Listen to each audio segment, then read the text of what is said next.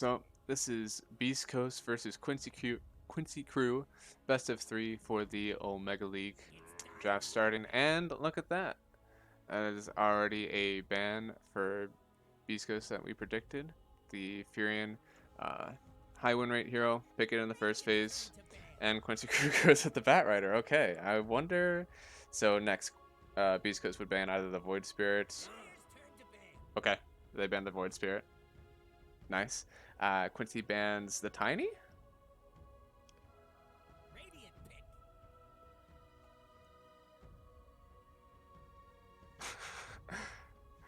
Hey, Lump. Hey, Father. Thanks for joining. Okay, so pretty much right with the draft data this time. All four of the bans were high-profile bans for the first phase for these teams. The only one missing was Beast Coast with the Ember or the Marana, but Beast Coast grabs the Marana, in essence, is their ban. So since there's only two bans in the early stages of the draft, Beast Coast see three heroes they don't want to play against, they just go ahead and pick them. Oh my lord, okay. Virtual machines have been pretty annoying for me in the past, so good luck with you getting them set up, Lump. Uh, but yeah, so looks like for Beast Coast, they really only had two very high-profile bans, so I don't think that Quincy's trying using GPU faster on GPU. Okay, so now you're using words that I don't know. But yes, good luck. I'm sure you'll need all of it. All right, so Tree and Protector first for Quincy Crew. Pretty good 5 position with Amana. You'll prevent her from leaping away if you're able to get in. I've actually been seeing a decent amount of Blink daggers picked up on the Tree and Protector. Uh, so typically blink in basically to get a mini Ravage, but we'll see how Beast Coast responds to the Tree and Protector. They could pick their offlane combo now, or they might just pick a Shadow Demon and go with the tried and true Shadow Demon Marana. Have the disruption into the arrow setup if they want to already show their two supports. Now, it's a pretty good setup for a stun combo. However, it does not provide any dispel on either of them, and only one of them is technically a reliable stun. So that would be the only kind of weak spot for the draft. Uh, Quincy right now has a lot of D push in the Train Protector, a little bit of wave clear. So using a lot of time to pick this first hero from Beast Coast, and they go for the Phoenix. Okay, so they pick the Phoenix counter and the Marana, and then they just pick the Phoenix. So a lot of denying for Quincy Crew with these first two picks. The fifth top pick hero for Quincy was actually the Phoenix after the Ember, and they do have a high win rate with it. So they banned the two highest win rate heroes, I believe, on Quincy. And then they grab the third and pick the fifth. The only one left right now is Ember, and the pull for Quincy Crew. So they're going to be playing a lot of not new heroes, but definitely not what they see in their typical games. I'll see how Quincy are going to react with so much of their pull being out. Snapfire is another supposed counter to the Phoenix. The only thing is that you have to get pretty close to the egg in order to hit. Other than that, you could pick another 4 position, such as Lena. You'll be able to flex it towards mid if you don't want to have it as your position 4, but it's an easy pick right now that I think that you can guarantee hitting the egg. Oh my lord. Okay, so they just jumped straight into the Morphling. Probably be a good Morphling Manta game. Going to be a bit rough, I think, versus the Phoenix, though, in the early stages, especially if you're laning against it. If this Morphling is safe lane versus an off lane Phoenix, the issue is that with the magic damage, doesn't care about your armor. And then whenever Morphling goes to strength, Sunray does percentage-based damage. Okay, so Beast Coast knows they don't want to play against Alina to protect this egg. There is very little left in this draft that really deals with the Phoenix egg right now. So I think at this point, Quincy is going to have to put all of that pressure onto the Morphling. So hopefully they don't make the Morphling get other items. Because honestly, okay, there goes the Ember ban also for Beastcoast. They don't want to see the Morphling safe and the Ember mid. But if Morphling is forced to build a BKB in this game, then it no longer has a quick purge for Fire Spirits if it wants to get in and hit Phoenix Egg.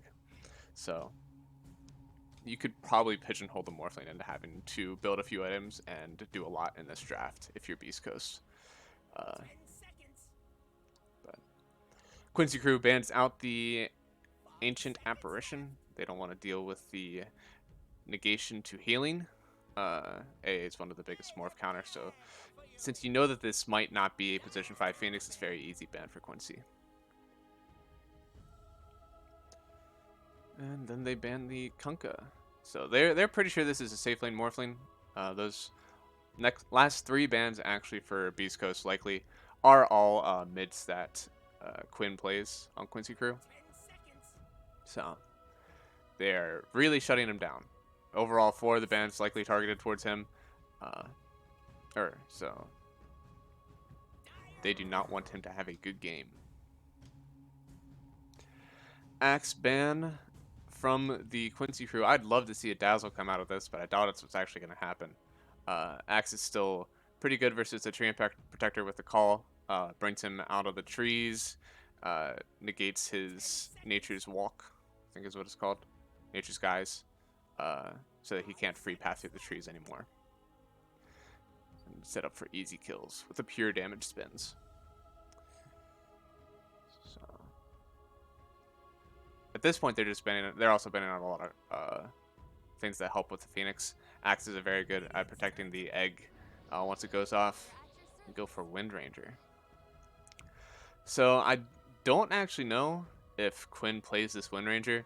I'm guessing that it is an MSS Wind Ranger.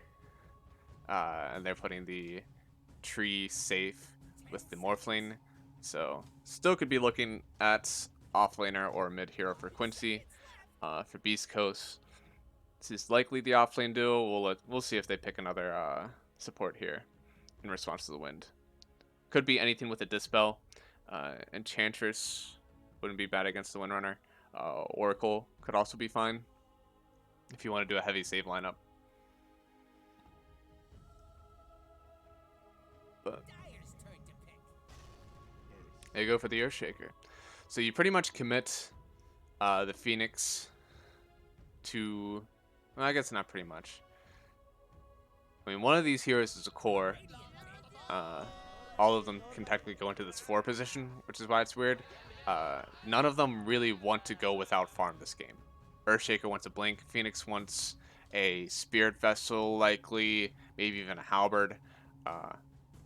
Mirana wants to get maybe a Solar Crest. Even a Manta if it goes core. I think out of all of these, Phoenix would be the one that you throw into the 5 position. Just because as long as it takes a safe egg, then it's not too bad. Okay, Silencer. Good counter to the Invoker casting his spells. If they're able to catch out the Morphling while he's not switching to Strength, then he'll be really weak. And high armor, that'll be good for these magic dealing cores. So, again, looks like Beast Coast just picked 4 supports. There is not really a core in this lineup. All of them can usually be flexed to a core, but my god, 3 of them are 4 positions and 1 is a 5 position. So not sure how they're scaling this one up. Probably the core Mirana and Phoenix Earthshaker offlane. Silencer should be position 5. God forbid they actually put that mid. It's going to have to be a very good lineup, very good matchup, I think. But with Quinn doing the Invoker mid, I don't think you want to place Silencer versus that. The only reason you'd really want to is because you get the levels to get a quick point in your Silence, but that's it. So Faceless Void banned out for Quincy Crew. Definitely good with the Phoenix combo. Dude, I don't know. It's 4 supports. I cannot express enough that this is where, like, I'm all about flex picks.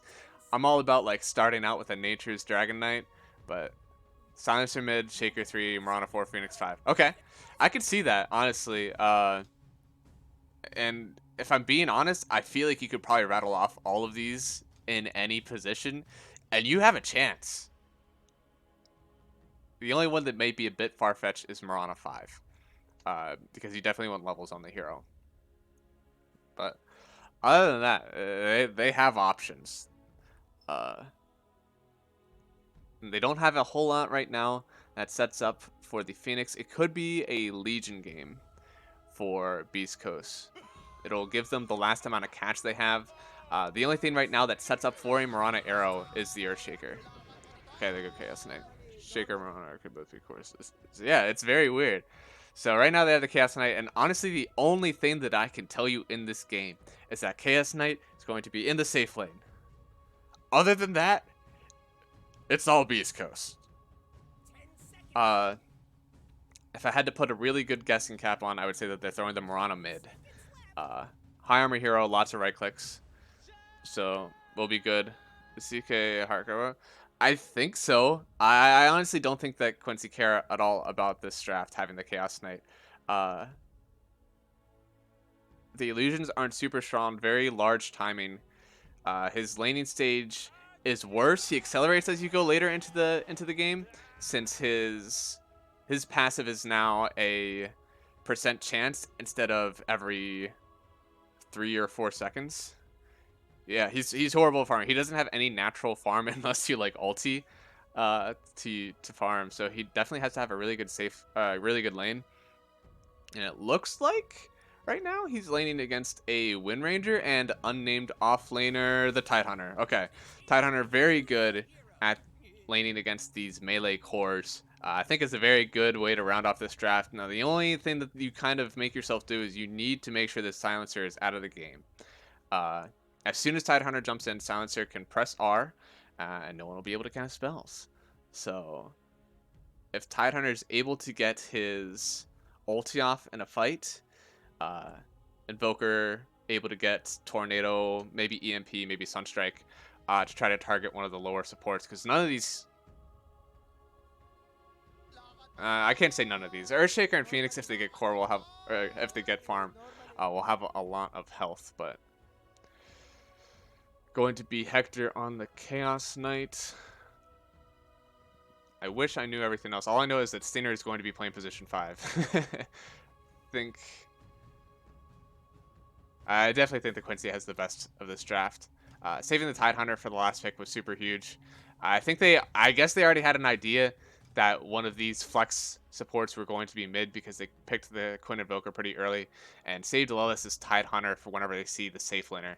I don't think that any of them were confident that the Mirana was going to be safe lane, so they knew that they could wait and get a hard counter. And this Chaos Knight will not have a game, I don't think. Very hard to lane versus a Tidehunter as a melee hero. You lose percentage damage. You have passive damage block. The only thing that'll probably help is that the Silencer will be able to get a lot of chip damage. But I think Windrunner will be able to jump on him and win those trades.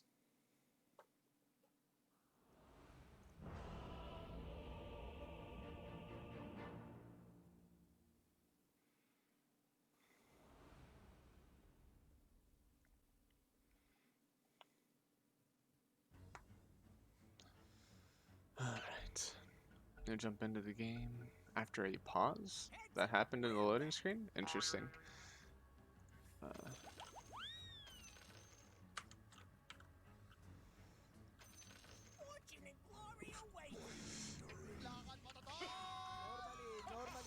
Alright, let's check out some items here. Anything unusual? That's not too unusual. Blightstone will be pretty good versus this lane. CK starting armor, it's actually pretty high. 5 starting armor on him. Not bad. He'll only go down to 2 with that Blightstone. Silencer starts off with 3, so he'll be going down a bit. I think MSS should have a pretty good time in this lane. SVG is coming bottom. He's placing a deep ward. He's just pathing the entire way through the trees. He's going to get a long ward out here. That was very convenient time. Did he actually see that? There's no way that Sinner actually saw that. No, okay, he didn't see that. So MSS will grab the rune and head top. It looks like they're going to start out with possible... Oh no, so they're trying to dodge lanes. UR looks like he wants to lane against... Okay, so UR wants to lane against the CK, I suppose. Or no, he doesn't want to lane against CK. They have the Tidehunter. They want Tidehunter to lane against the CK. So Chaos Knight already showed himself bottom, but he has a TP. So Tidehunter TP's in. Are they just going to TP out TP out to the Chaos Knight? So right now, UR is the only one on Quincy in terms of the sideline cores that has a TP. So he's saying he wants to lane against the Phoenix and the Earthshaker. Which, by the way, Phoenix versus... Or not Phoenix. Morphling versus Earthshaker. Super good matchup. You're able to turn into the Earthshaker, use all of his spells, use the Enchant Totem to get yourself some extra damage on some of the hits. Oh my, and I lose the first blood. So Stainer goes down to Lelis for the first blood. Lelis still sitting at over 75% HP. So he's perfectly okay with this trade. Gotta get in the game. Already missed one kill, so last hits mid, looking pretty good for Quinn, sitting at the 5-2 versus Mono 3-0. Let's see how this wave goes. Oh, he's getting a ton of right clicks off. He's trying to trade, but it is Quaswex Invoker, so Quinn will be able to just heal up. He'll be able to dish all the right clicks out and just heal and come back. Looks like some fancy toggling over here from UR. Now, the thing with Phoenix level 1 and 2, he has some very high cooldowns on his spells. So he's not going to be able to do a whole lot every 40 seconds. I need to turn the audio down. My music is pretty high. Okay, there we go. But overall, still very good mid lane for Quinn right now. Has a lot of denies sitting in this mid. Tornado up, secure the creeps. I'm not sure what they do. So they're going for the treads into Midas on Hector with the Chaos Knight, so he's not going to be participating in a lot of fights. Lelis gets gone on. He gets slowed up by the silencer. One more right click should do it. No, he has a Fairy Fire. And he goes down to Stainer. Stainer gets the 2 permanent intelligence.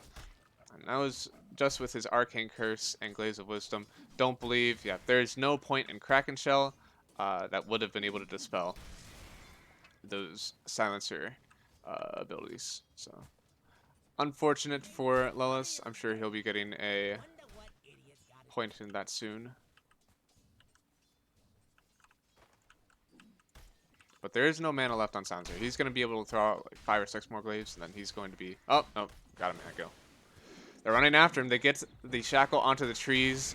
Hector tries to bring him back. They right-click him, and he's going to run under tower, looks like, and back off. Lelis has some raindrops now, so he is not going to be getting bursted as much by the silencer. Oh, they're going on MSS. They're running back at Stainer. He's slowed up. MSS getting the right clicks on with his Blightstone. They jump onto Lelis now. He's getting turned on. Slow up onto him. A few more right clicks. No stun in time from the Chaos Knights. MSS barely doesn't go down. He's going to try to get a power shot, but he's in vision of the enemy creeps, so he's not going to be able to get one off without them dodging.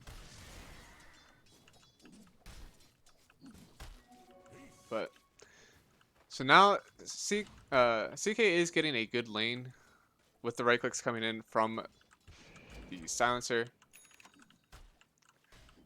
He's actually farming almost 10 less hits above the Tidehunter in a lane that honestly Tidehunter should be winning. So Sinner definitely making the difference in this lane for his team. Earn already out from the Phoenix at 4 minutes. They're going to want to go for kills soon. Let's see if they make an early rotation out of the Phoenix. Because he wants his levels. Man. And either they're going to... Oh, no, they go on Whisper. He has the Icarus type, though, so he's out. Seems like either Earthshaker is going to have to leave this lane to give solo XP to the Phoenix, or Phoenix is going to have to make a rotation, try to get kills. 5-minute runes are up. Looks like a 2-1 split right now, with Schofield going to get the 4th rune, making it even runes across the board for both teams.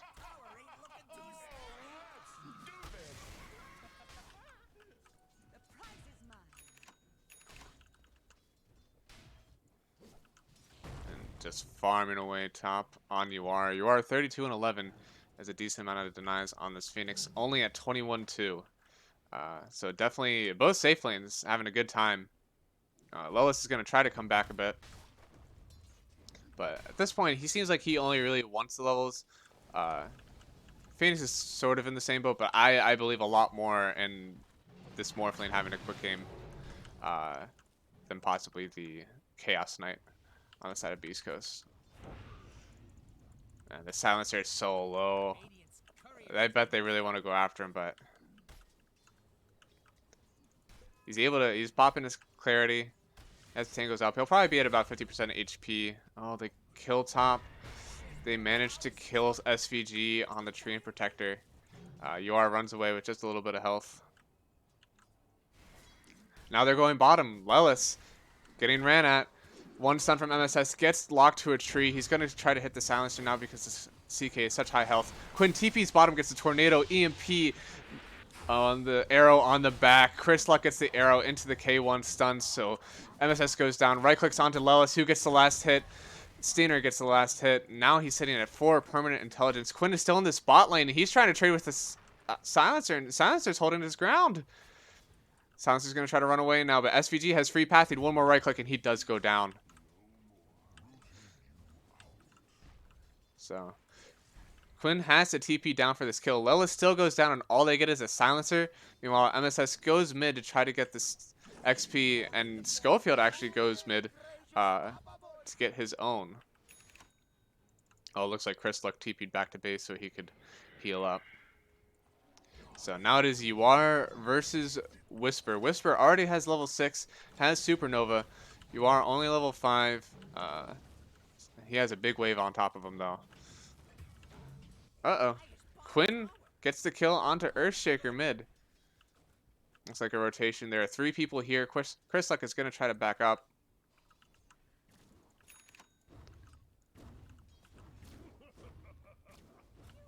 Hey, look at this top one more.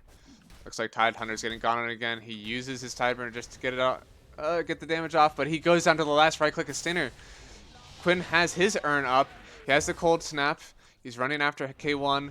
He's slowed, uses Tornado to purge off K1, and MSS gets the last hit with his power shot. Now Silencer still going after the Windrunner, gets the last hit on Windrunner. He gets so much int. He's running after Tree again. He places a ward to make sure he doesn't Shadow Walk out. One more last hit. Quinn gets the Ghost Walk off to miss. Now they're running after Stinger. One more right click, and Quinn gets the right click onto Stinger's Silencer. What a play. He got the Ghost Walk off at just the last second to disjoint the right click. So he didn't die under his own tower. Immediately takes it off and then gets the kill on the Silencer. Ulti from K1. Looks like Schofield is in. Quinn's SVG going to try to get away, but he goes down to Schofield. Schofield running away with no health, no mana. Another cold snap with the urn from Quinn. And Lelis gets the last hit onto Earthshaker. Stinger rotates top now. Has a point in his silence. If they catch UR without morphing to strength, they could definitely kill him. But now Morphling still has a very good time. He's getting a decent amount of last hits. He's bought at least, let's say, 2 salves in this lane, trying to keep up with the damage coming out from the Phoenix. So it's definitely spent a bit. Let's switch it over to net worth since we're starting to deviate from the lanes. He's still at the top. 4,100 net worth. He is above the farm of the CK. He was currently getting gone on by 3 people bottom. Silence comes out from Schofield, or not from Schofield, from Sinner, to try to save his boys. Chaos Knight. Whisper comes down. He has Supernova up. They have to burst this Phoenix or he's just going to get the... Oh, no, okay. K1 already down. I don't think he's going to waste the egg. Oh, he does. He uses egg, but no one is close. SVG's going to go down. MSS going to try to hit it, but he just runs away. How are they going to turn this? He was the only one with an egg, and now they TP down the Earthshaker. MSS goes down. Yuar is in. Whisper out with the dive. Lilith still has so low health. He gets the Arcane Curse down on Stinger, but Lilith survives. He purchases it off with his Kraken Shell. Schofield eventually goes down to Quinn. Stinger gets killed by Lilith with the last hit from Anchor Smash. Rotation coming over from Chrisluck, though. He has a haste. Quinn does not have Tornado up for 14 seconds. He will not be able to purge off the haste anytime soon. Lilith just trying to survive. Is it such little health, so low mana? He doesn't even have enough mana right now to get his Anchor Smash and Lifesteal with his Morbid Mask. And no, he does. He's going to make it up to half health, but he's not going to have any mana left.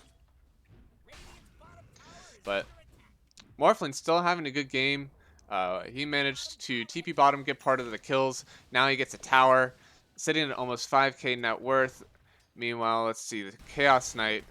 He has his Midas. He's able to take down a few ancient stacks. Going for the S and Y first. So he's going to go for a status resist build. He'll be the one to initiate, and they'll rely on the Phoenix for counter initiation. Already have the Spirit Vessel coming from Phoenix, which would be very good against Yuar, but he's already going for the Manta. If Yara is able to wait showing up to fights until he has the Manta, then that item's going to be not useless, but it'll be countered quite quickly by the Morphling. Quinn gets the last hit on Stinger, and MSS gets a power shot onto Schofield. It looks like they weren't able to get anything done in this top lane. They tried to put some pressure on, but it seems like they were taken care of pretty easily. Nothing really that they gained. They didn't get a tower. The wave is pushed out by Morphling. They're going to smoke and go mid, where Lilith is already showing on his Tidehunter. He does not have his ulti yet for another 15 seconds. Meanwhile, Hector's still farming free bottom. He's keeping up with the net worth of Morphling. They're trading back and forth a bit. Yuar transforms into the Mirana. He knows how to play this hero. He leaps up. He has one more leap. Chrisluck trying to make him use it. He switches back. Chrisluck gets a courier before he leaves. He has his last TP, but he gets arrowed by Yuar. Quinn, is he going to take the last hit with the Tornado? He does. Chrisluck goes down, used his TP, used all of his leap charges, and now they might be able to put pressure on this mid tower, and Schofield is already responding. He doesn't have Blink, but he does have the Echo. Hector already in the mid lane with his Phantasm up in 12 seconds. Okay. So I guess Quincy don't want to put pressure on the mid. They're just going to go back and farm until they have more ultis up. Looks like they don't have Tree's ulti for another 10 seconds. MSS actually doesn't have any points in Power Shot right now. So they're just going to keep trading the farm. But Hector is actually winning the farm game. He has about 6,300. Morphling only about 5,900, about 400 of a gap he needs to close on the Morphling in order to stay even. Very even game. Was a bloodbath earlier, but now we've kind of calmed it down a little. Probably gonna have to wait for ultis up again. There is Supernova on Phoenix. Silence has silence. And still 40 seconds for Phantasm, which it looks like Hector has been using to farm. So it looks like he already has a Sage on Courier. Silence goes up. Morphling goes down. It looks like he was caught with the Echo Slam Silence. He was not able to get his morph off. Or attribute shift. And now they're going up top.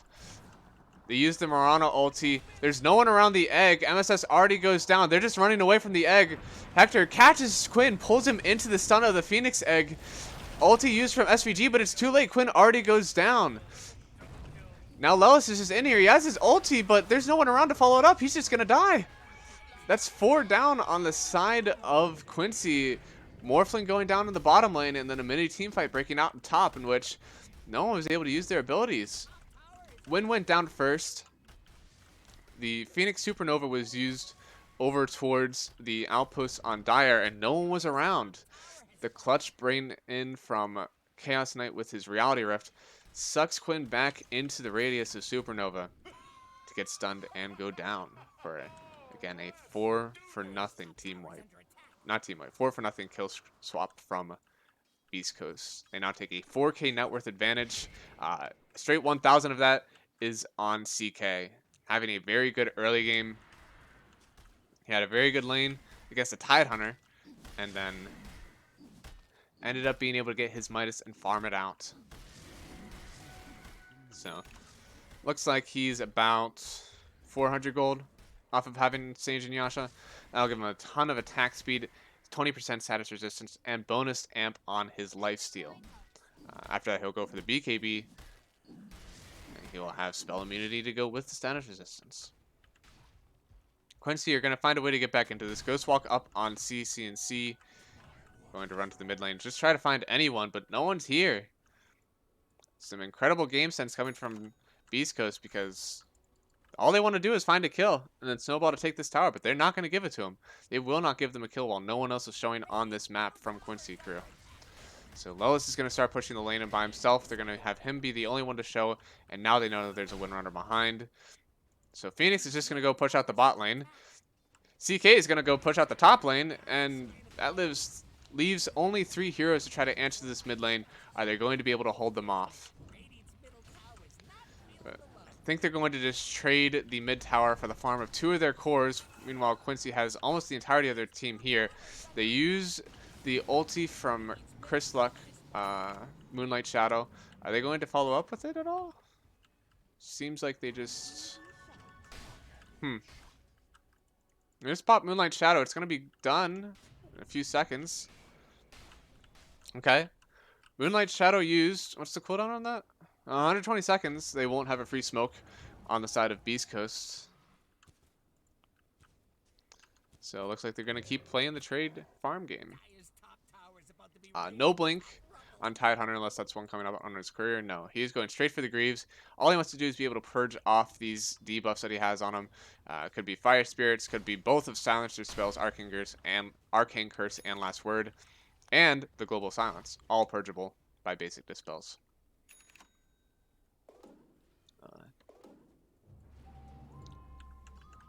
Looks like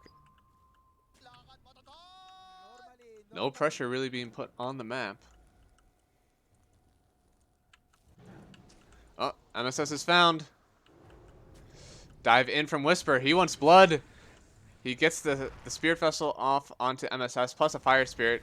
He's taking a lot of damage, down to already half health, but now it looks like Whisper's getting caught on. He's trying to bait arrow mini stun onto the tree. They silence so that no one is able to dive onto the egg, but I think the Quincy crew are going to be able to kite it. Now SVG's running back in, now they don't, but he whiffs on his ulti. Oh no! SVG doesn't get his ultimate ability off on anyone. They're just still going to try to chase. Whisper uses his spells. He gets caught to a tree. Power shot. Is he going to be able to go down? No, it looks like he's going to get under tower. He will live. SVG is going to get right-clicked down by the Silencer and the Mirana. He goes down to begin this fight. He is the first step with multiple ultis used already on the side of both teams. Phoenix Egg already used. No Tide Hunter ulti used yet. He saw his stick. He could pop it. Stick pops the ulti. He hits 3. Silencer's going to be the first one to go down. EMP down onto the Chaos Knight. He's going to try to run away. Do they have any catch for him? Schofield gets the block off, but he eventually does go down to UR on the back line. Mirana gets caught by Quinn. Tornado to finish off the kill. And now it's only a 2k net worth lead on the side of Beastcoast. Beautiful fight from Quincy. This time they saw the egg go down. They were able to kite away. As soon as the egg went off, they went in on the offensive. That offensive did include SVG missing his overgrowth just by a little bit. Wasn't terrible, but he did miss his spell to begin with. Looked like it was going to be a rough turnaround, but they did get all of the 4 kills on the side of Quincy. So now UR is pretty close to the net worth of CK. Still about 1,000 net worth down. But he has Manta, which is pretty good for all of Phoenix's spells. You may get caught into the position where you have so much to purge that you would just want the BKB, and I believe That is exactly what you are thinking. The Manta is nice now, gives him some farming, gives him 1 Dispel, but the BKB blocks all the spells that are going to come at him for a certain amount of time, so he's just going to grab that also. So, any other important items? Ooh, looks like we're going for, is that what I think it is? Okay, so it's a Lotus Orb coming on Whisper on the Phoenix. It'll give him some armor so he doesn't go down to all the physical damage from Phoenix, or from Morphling. And it'll help him not get caught up by anything else single target, such as the Power Shot, or not the Power Shot, the Shackle Shot, or Cold Snap. Maybe even a Dispel for an E-Blade morph in the future. Looks like we're going for a right-click morph right now, though. There's enough magic damage coming out from the Power Shot and from Quinn's Invoker that he may not think it's necessary to go E-Blade.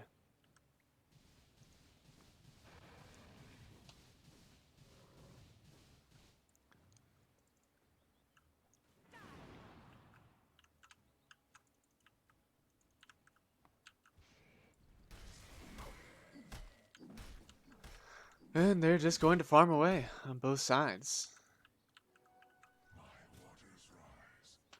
I'll be pretty interested to see if the CK actually ends up winning this game, honestly.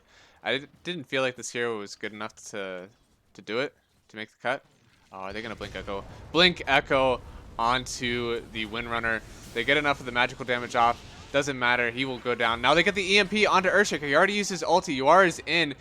Schofield goes down after he already used Blink Echo onto a 4-position Mirana, or 4-position Wind Ranger. Now they're looking to kite away. Tornado up. They get the root onto 2 from SVG. Are they going to keep chasing?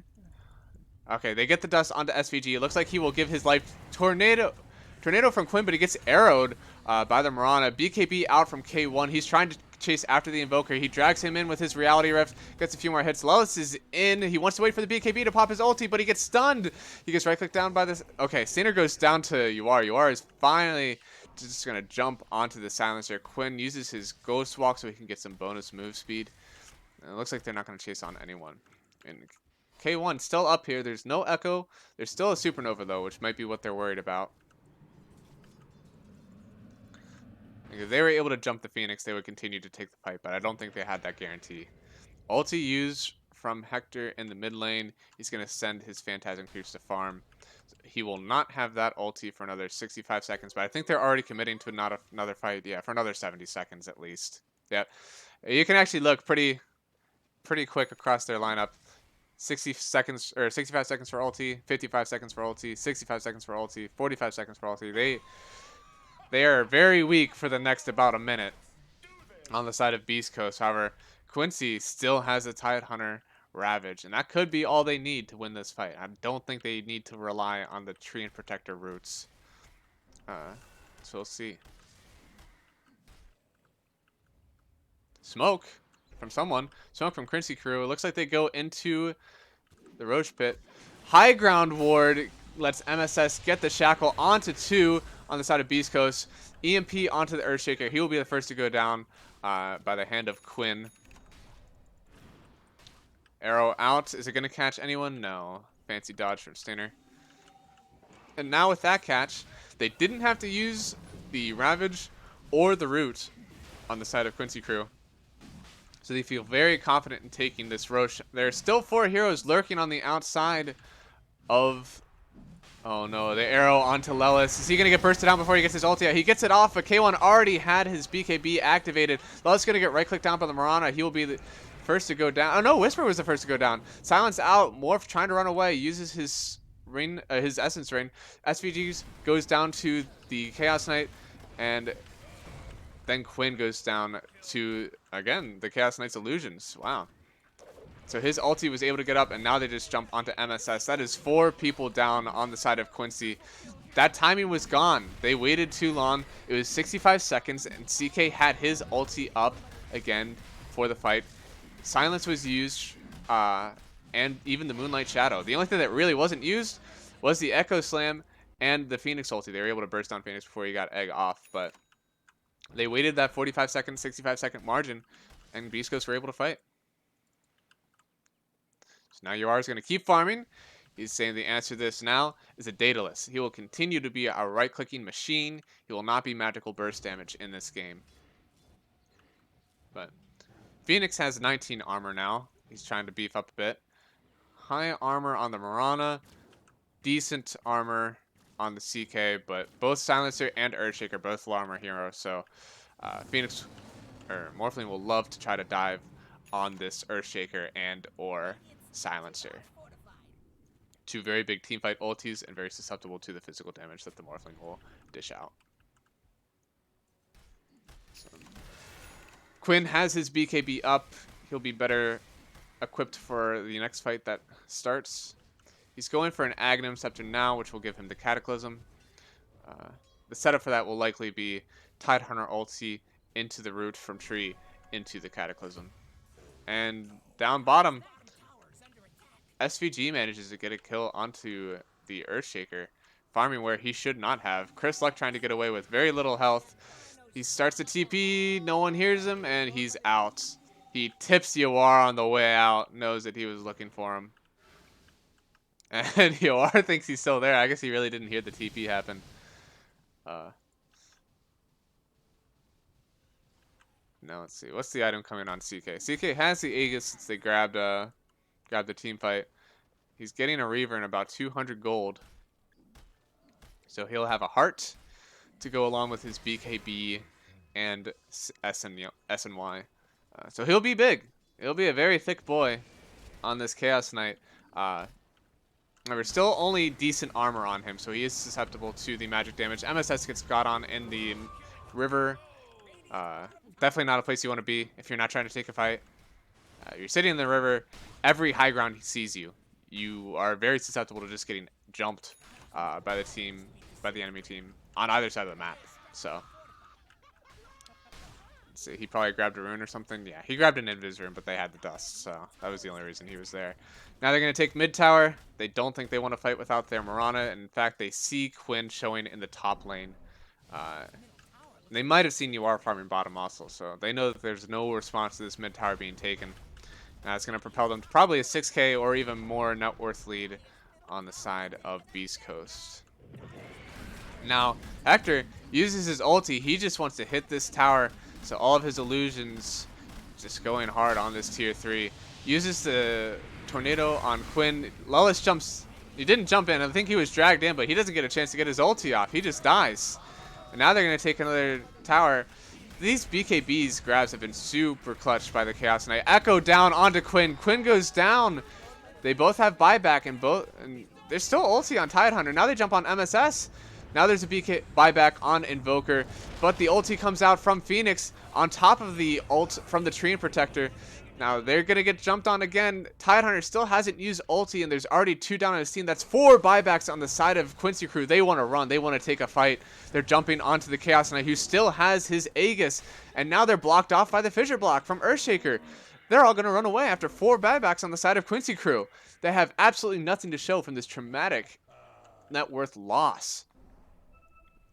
Now, there's 4 buybacks. It doesn't show the Tidehunter buyback, but a lot of gold lost. Few BKBs even used to try to initiate, but that Fissure Block from Schofield was so good.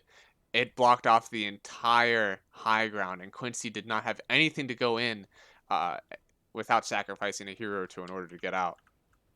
So now they smoke up. They know it's their only option because they use these buybacks. They need to get something out of them, but now they're just hiding in the trees. Schofield still doesn't have his ulti on the Earthshaker and no Echo, but they jump on MSS after he already bought back, and now the ulti comes out from Lellis, but MSS is already dead. Chrislek's going to right click down the Lellis. Lellis tries to keep getting off these anchor smash to try to get the damage reduction, but he's still getting got on Tornado from Quinn to try to delay the inevitable. Lellis will go down by the hands of this Chaos Knight. Dust is out. He actually gets out. Yawar jumps in. He is low strength, high agi. Sunstrike is going to miss. Yawar still jumping on Schofield. He gets one. He gets arrowed. He's going to go down. And the Aegis expires just after the fight takes place. Oh no, another trade. That's diebacks on the Treant Protector and the Windrunner. I don't believe, yeah, there was no buyback used on the Morphling. He just bot out to try to get this fight won. He went...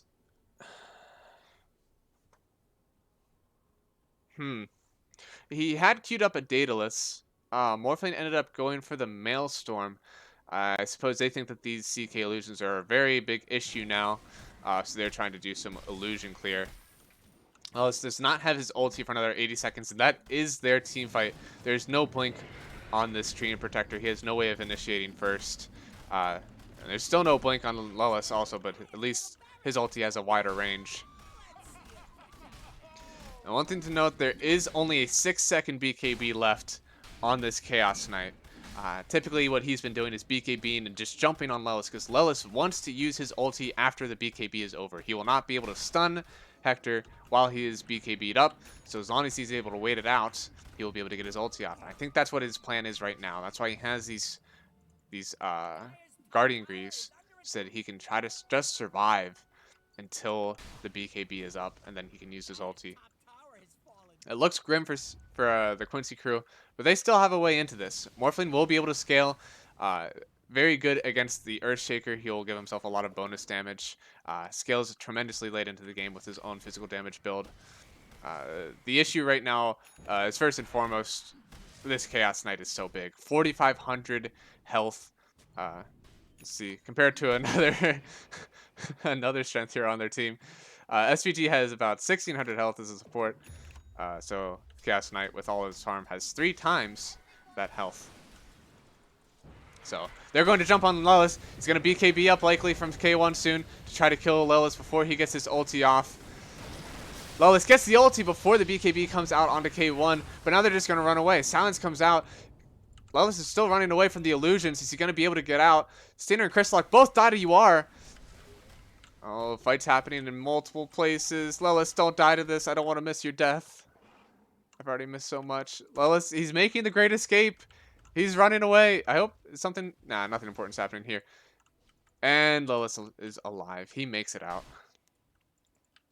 So, good fight. Brings the net worth back just a little bit on the side of Quincy crew. About a 1k swing for them. But that is going to fund UR's Mjolnir. He has the recipe coming out. He's starting the courier to side shop to pick up that Hyperstone. What will his next item be? If he doesn't want to get jumped on as much, he could go for the Satanic. That would still bump his right clicks by giving him the attack speed when he activates and his survivability. I don't know if he wants to stack it on top of the already kind of defensive item with the Manta and BKB. So, Lellis has foregone the idea of a blink. He knows that CK is going to be jumping on him every single time. He does not have to worry about getting to the CK. CK will come to him. So he's going to beef up. He has 36 armor already with this plate mail. Going for the Shiva's Guard to decrease the attack speed time on all these illusions. He gets jumped on in the mid lane. K1 going out. Okay, K1 just wants to run away. He doesn't want any of that smoke.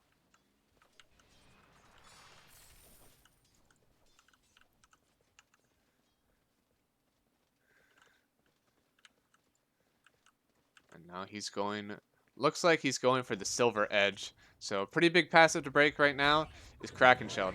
You block 50 damage per hit, and you have the Purge threshold that you get with it. So if he breaks the Tidehunter will likely to go down very fast. It will not matter if he only has a 5-second BKB anymore. He will be able to burst him in the matter of 5 seconds if he gets to jump onto Lellis.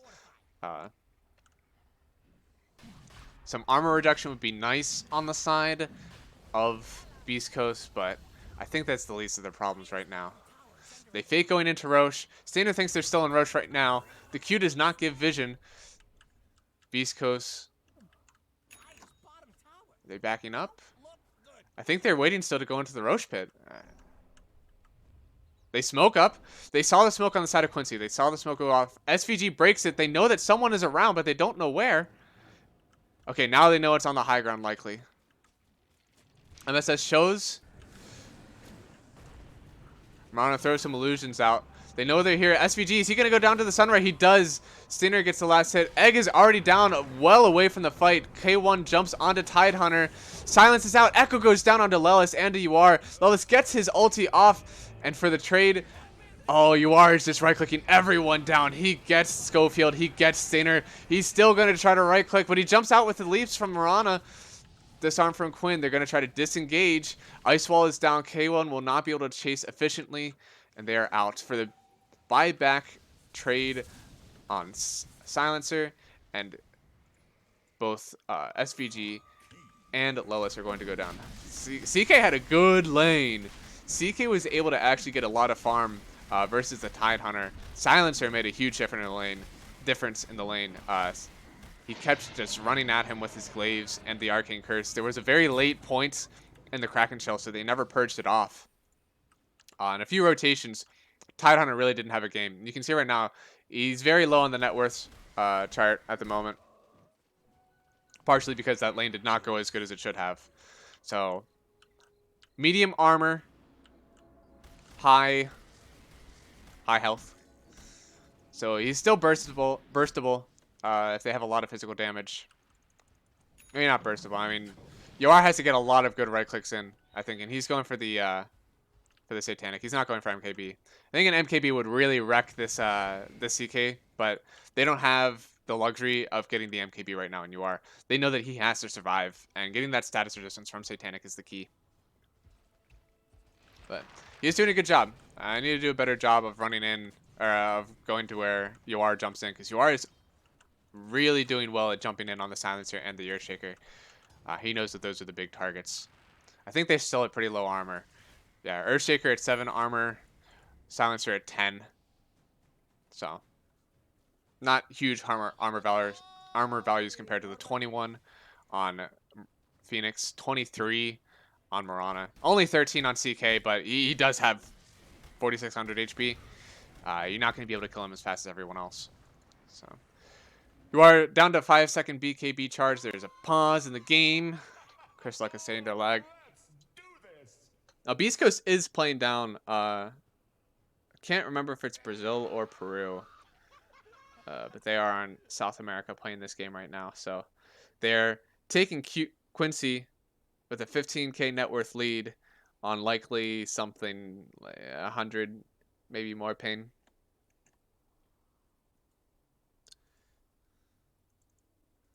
So incredible showing from the side of Beastcoast.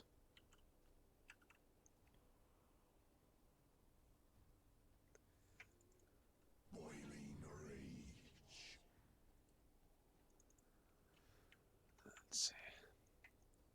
Ooh. Any cool items here? So MSS has the MKB. Boy, is he squishy. Oh man, what is his health at? So he's at yeah, he's at 1600 health. I don't think he's snowballing as well as they thought that he would. I think that they definitely expected this Windrunner Tide Hunter lane would have a lot more to offer. Because he can jump. He can jump on Silencer or Earthshaker if he gets the shackle shot into focus fire. Well, the shackle duration is almost 4 seconds. He'll get probably a buff to the duration in 3 levels, but he'll probably be able to stun and focus fire someone if it's a support. But CK, he chunks. Hector too good, lag equals Nice, you are. Nice.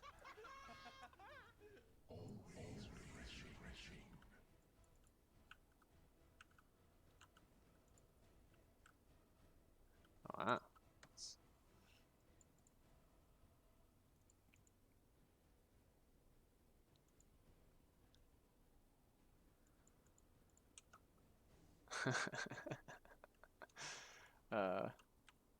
So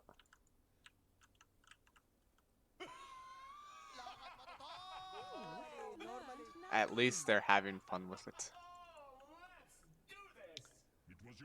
Looks like we split the map in half here. Oh, there we go. There's my line.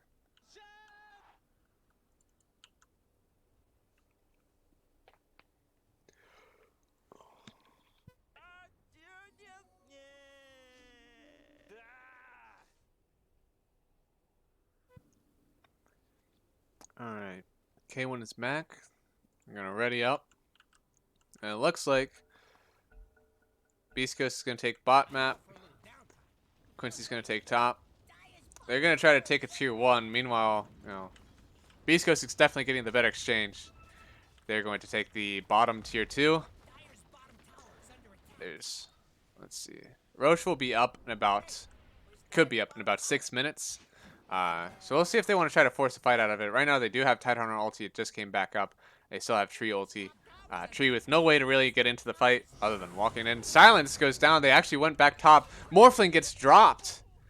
They were able to use the silence and the stuns with the percentage-based damage from Sunray. Yawar goes down in the top lane. And now they're going to try to run onto Crystallock, but he gets Moonlight Shadow off. He still has the Aegis on Mirana.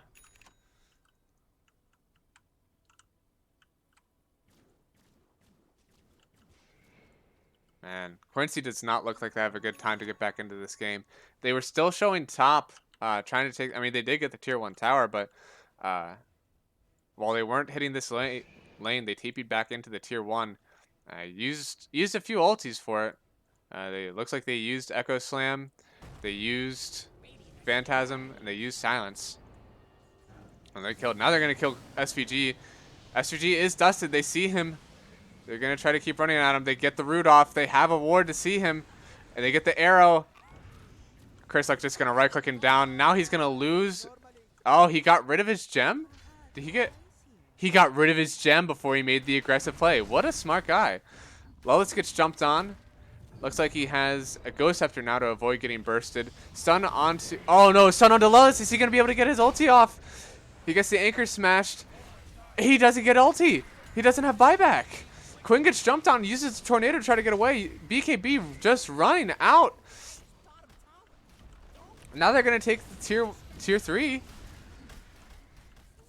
How are they going to respond to this? On the side of Quincy, there's no Tidehunter buyback for 900 gold. He's not going to get that sitting in base. They're going to lose Rax here for sure.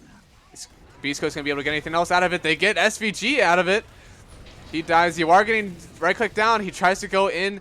He finally drops Mirana, but there's still 4 other heroes. Silence goes down. He mantas off the silence. Now the egg is down. He gets stunned up under the egg, and now they call GG on the side of Quincy crew. Game 1 lost after a 20k net worth lead from Beastcoast. A strong performance from the Chaos Knight in a lane he shouldn't have won, in a game he shouldn't have carried. Brings it back with probably about 40 or 50 more pain than the opponent players. Very good showing from K1. Knew how to itemize in the game too. He made sure that he was the one they needed to jump on. Got the SNY and the BKB Heart at a decent time. Silver Edge and Scotty were after they were already up by a ton of net worth.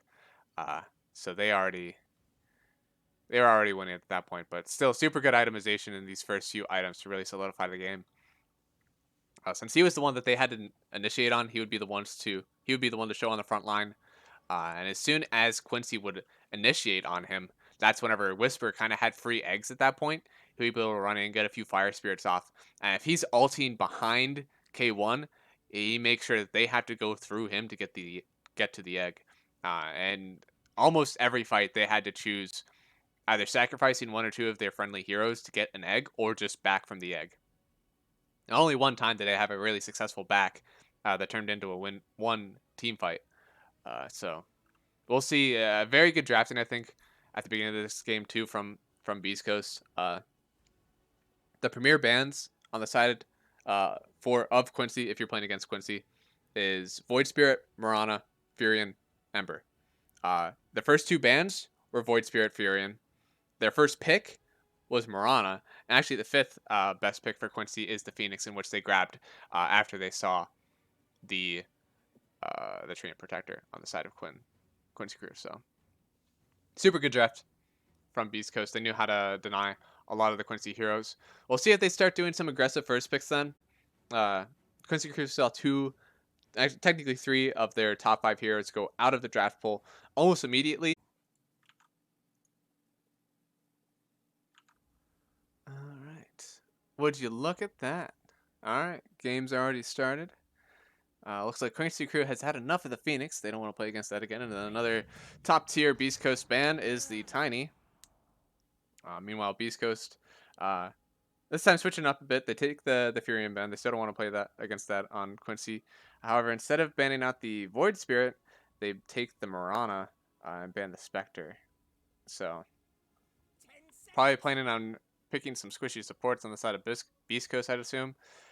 Quincy has the opportunity to first pick a Void Spirit, an Ember Spirit. You probably want to pick some of those heroes before they get banned out of the pool if you are unable to win without them. I'm sure that's the discussion that's happening right now. Or you go back to the first pick that you lost with in game 1. I like it. So, Treant Protector again.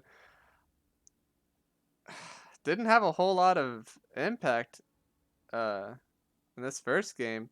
I guess they're assuming because there's no Phoenix in that you're okay with first picking it again.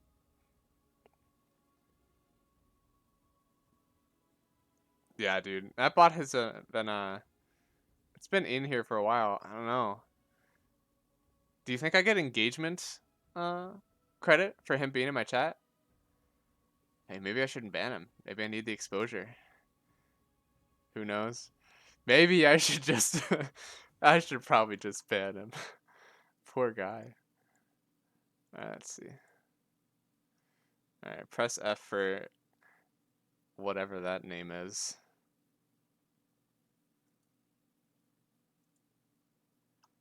How do I... Okay, so I can ban him. Cool. Message deleted. Bye-bye. Bye-bye.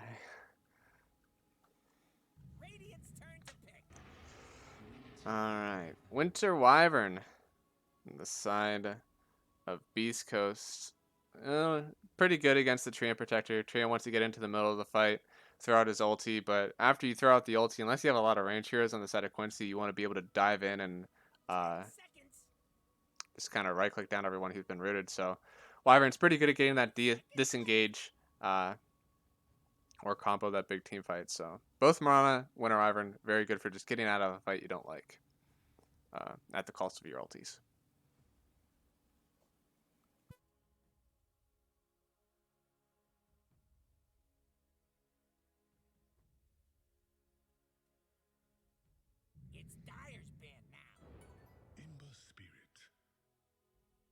Alright, so we're picking Quincy hero before his entire hero pool gets banned out. Void Spirit was still in the pool, but I think that it's pretty certain that in these next few bans they would have been banning out either Void Spirit or Ember, and honestly likely picking the other. They were very keen on denying Quinn's heroes early on, so they're banning the Legion Commander. I think you really want to ban out the Bat Rider now if you are Quincy crew. They already banned out the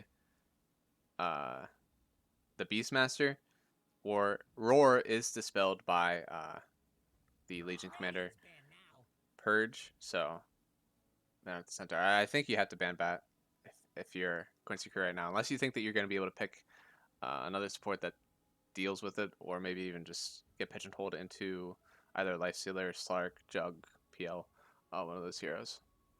10 seconds. 5 seconds left. We'll see what they do. Dyer's turn to Clockwork ban.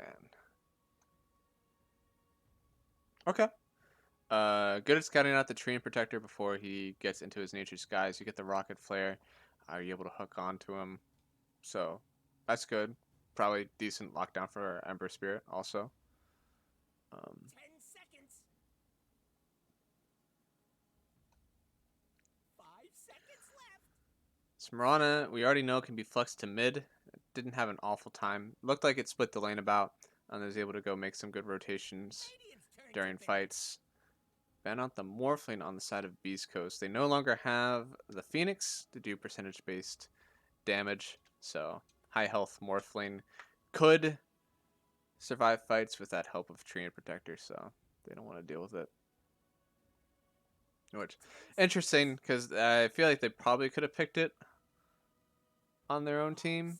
Morphling has a very good time against Ember Spirit mid. Morphling has a very good time against most melee heroes mid, but especially good time versus the Ember Spirit. So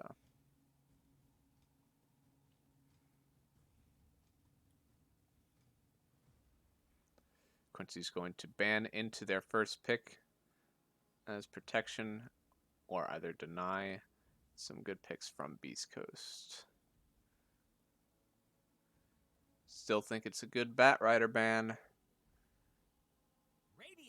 And it's Abaddon.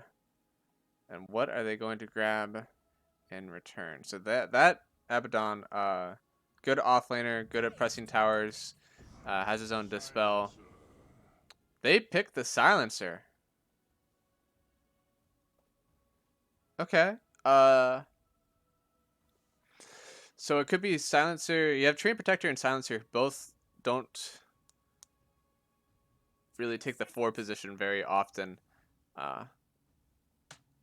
Silencer, you're usually pretty good at just pressing R. You use your glaives in lane. You slow people down with your Q. Maybe even get a silence on someone with your E. But you want to press R in team fights. You don't really need a whole lot of farm or items in order to press R in team fights, so it doesn't usually get a farm priority. Tree and Protector, the only farm that he's usually getting is in the side lanes. He'll be running around in the trees using his Nature's Grasp, cutting out a creep wave, maybe getting a not a mithril hammer, meteor hammer, and farming out side lanes where normally his cores would be in danger. He can run away in the trees. So I guess that's part of their game plan, is to make sure that Tree and Protector and Ember Spirit will be taking some dangerous farm. Meanwhile, they'll have a core to protect in their jungle. Now, Mirana is already very good at going in and finding these cores that want to just farm safe. Because Mirana uses Moonlight Shadow. Next, another one. Oh my lord, there's so 2 Invis heroes, kind of, not necessarily Invis on the Mirana, but Moonlight Shadow and the Nyx Assassin going into Vendetta. Both invisible. Going to be a lot of sentries being bought for both teams, trying to find the Train Protector and trying to find the Mirana Nyx Assassin on the side of Quincy. But very good at hunting. You don't want to pick a core that sits in jungle for the entire game. At most, you want to do something that has a farm and fight timing. Something like a Terror Blade, a Faceless Void. I wouldn't recommend a Faceless Void, maybe not even a Terror Blade in this game, but those are things that have an ultimate and or large ability that they like to use and then go back to farming. But they might have to play faster. You already have an Ember Spirit that wants to get probably drums and then either into Maelstrom or Deso if it's a good damage game. Batrider.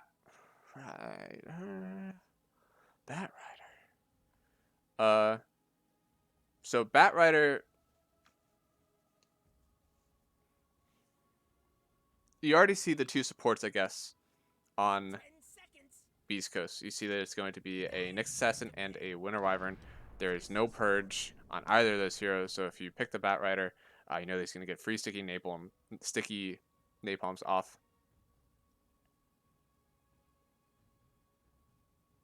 But Nyx is able to go in, use his spiked Carapace.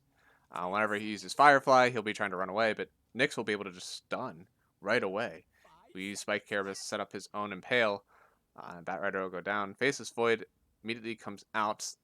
Now, I think the only thing you have to worry about Nyx seems, Nyx seems really good this game. They just picked a Batrider into it. I don't get it. He plays very much into the playstyle that it looks like Quincy crew are setting up for. Train Protector and Ember Spirit both want to farm aggressively in lanes. Even Batrider kind of wants to farm aggressively in the lane, and that should be pushing Beast Coast back far enough so that their safe laner is able to have a lot of free farm. But I don't think this Batrider is going to have as good as a game as they think it will. Okay, So banning out these heroes that don't have a timing, they just want items. Drow is one of those. Drow doesn't have any ability timings that she's really waiting for. She is waiting for items. So good ban 10 from seconds. Beastcoast, I believe. They seem to be doing a tremendously better job in these 5 drafts right seconds now. I left. mean, it's just so good. Making sure that you already have an idea of what Quincy Crew wants to go to in terms of this protecting one farmer. You've already drafted 2 heroes that do very well with that. The other 4 are kind of countered by your second support, knowing that you want to disengage these fights. Dire pick. All right. Venoments are banned out. They think that they are waiting for an offlaner from Beast Coast. Are they correct? Yes, they are going for the Axe. Uh, Axe is also a wave cutter. Very good initiator. And the only thing is right now, Beast Coast lacks a lot of damage in their chrono. They have Wyvern using her Arctic Burn. They have Marana getting right clicks if she's in range. But there's no heavy burst magic damage on the side 5 of seconds left. Beast Coast. We'll see if there's a save coming out. If OD was a hero, we would likely be seeing an OD pick right here. May he rest in peace. Gyrocopter. Okay. Boy. I don't believe in this Quincy draft. It's going to be very hard for them to play the game that they want to because they want to run down towers. They want to farm aggressively, but they have catch. Yeah, Red Phone with OD. I think that it would be. I think the mana pool. I think that was the one that kind of did it. They're going to be aggressive with the shatters. Yeah, I don't know because they really want to show on the map with Quinn and Lelis. I think they probably will only want to show with Quinn once Lelis has a blink. And they'll have him blinking aggressively, but these silence timings are going to have to be very good. Uh, Likely, you're going to have to jump Wyvern if Faceless Void is not in the fight. Jump Wyvern, get a stun off, get the silence, burst him down. Then hopefully you'll avoid the call from Axe and the counter initiation. But Silencer is going to be the key in this game, I feel. The Silencer, Winter Wyvern pairing, because they both very important ultis for the team fight. Silencer, good for initiating, getting the kill first. Wyvern for disengaging and try to either save your teammate or immediately take down a hero on the other team and punish them for grouping. So going to love to see how Quincy come out of this one because I don't know if they can.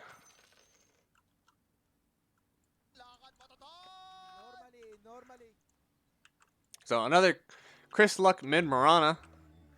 Split farm in the last lane. This time he's going against an Ember Spirit. He should like the matchup a little bit. You don't like that you're a low health high armor hero whenever you have Flame Guard running at you. You will only really have your Starstorm to break down that Flame Guard. And let's see, he does 300 damage maxed with Starfall, and he does 500 damage absorb this Flame Guard. It's gonna hit twice on heroes though. 30 seconds to showtime. It's just enemy unit. Watch the Okay, double we'll be for struck a eyes. second time for 75% of the damage. But I don't think he's gonna level. I don't think he's gonna max Starstorm anyways in this lane.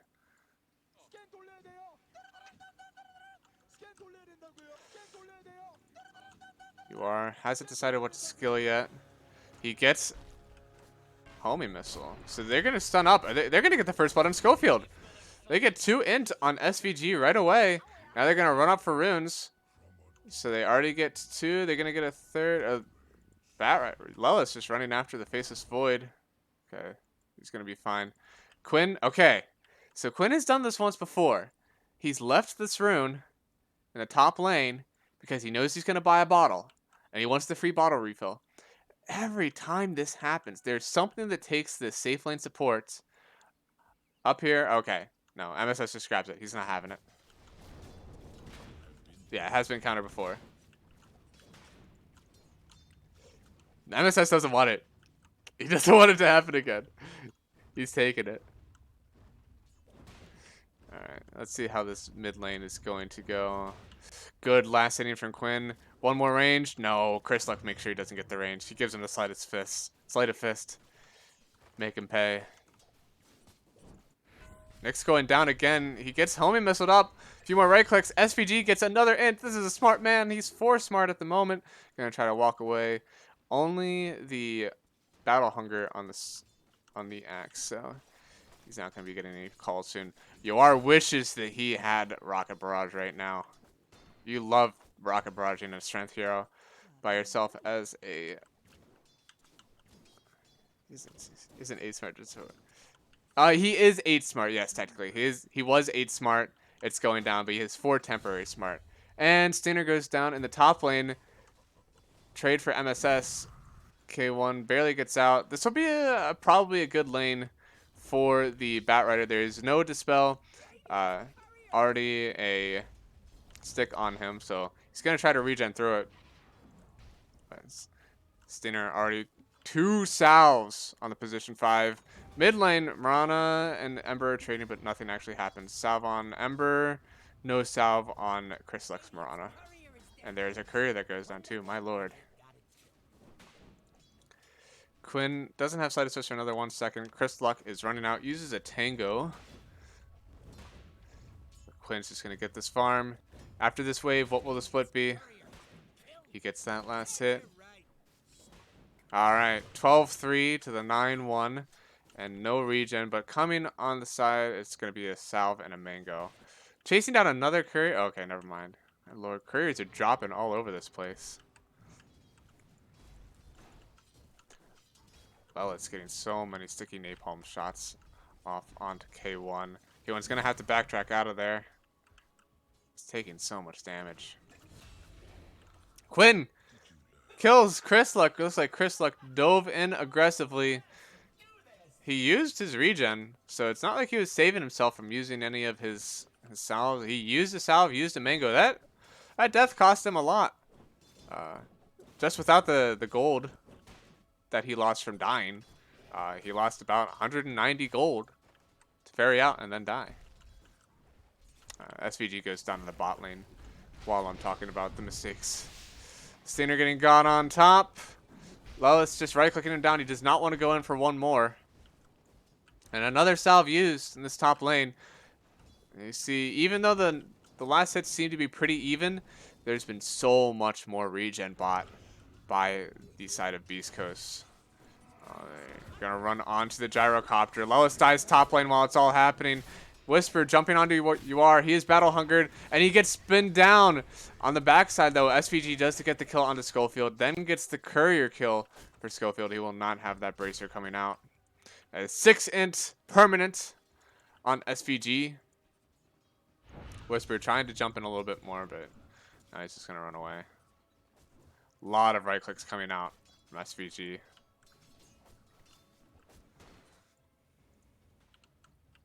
MSSD wards in the mid lane. SVG is a smart cookie. He's going to be already 6 int. That's pretty good. The silencer. You're not usually getting those kills as a 5 position, so he's pretty happy. Well, what are the stats for each? Oh no, don't get spun down. Oh, SVG, are you going to get stunned down before you get the kill? Whisper goes down first. Now Schofield's going to have to run away. SVG is hitting so hard. 16 extra damage from that stolen stats. And now he's just going to run away and salve up. Oh, okay, Stinner TP'd out. He was getting gone on. Quinn still has a mango. He could pop mango. He does pop mango and gets a slight, but it's not enough to kill. Now he's probably going to back up after this wave. Is he going to stay for the range creep? No, okay. He's just going to TP home, actually. He doesn't even want to... Oh, that was such a close arrow from Chris Luck. He knew exactly what was going on. SVG now running mid. Yuar is mid. They get the kill on the Chrislock. In the mid lane. The position 1 and 5 for the gank. Who'd have thunk it?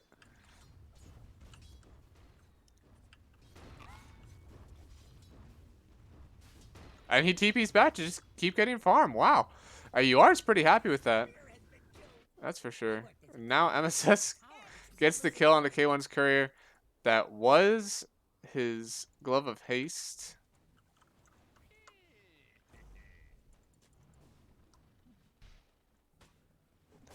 Now SVG is running. They're going to try to see who gets the runes. Schofield getting right click down. Arrow out, but Quinn, he is going to get the regen rune. Now SVG is going to just keep running down Schofield. Schofield gets the stun out. There is no more slows on the side of SVG. He does not have a point in his E that would give him vision. He's going all out on the slow and the right click. Now Schofield just waiting on the high ground. He's still running SVG. SVG wants to hit someone. He's sitting in the middle of the creep wave, in the middle of the heroes, just getting right clicks off. He's stealing so much intelligence. He has 15 extra damage from all this. My lord. And now they're running after Stinner in the mid lane. MSS getting him. He doesn't get the D ward. Stinner wasn't able to get the last sentry hit. Oh no, that was a lot. That was an obs. Not gonna get the last hit on the obs. Are you gonna deny it? No. You're gonna make him burn out another sentry.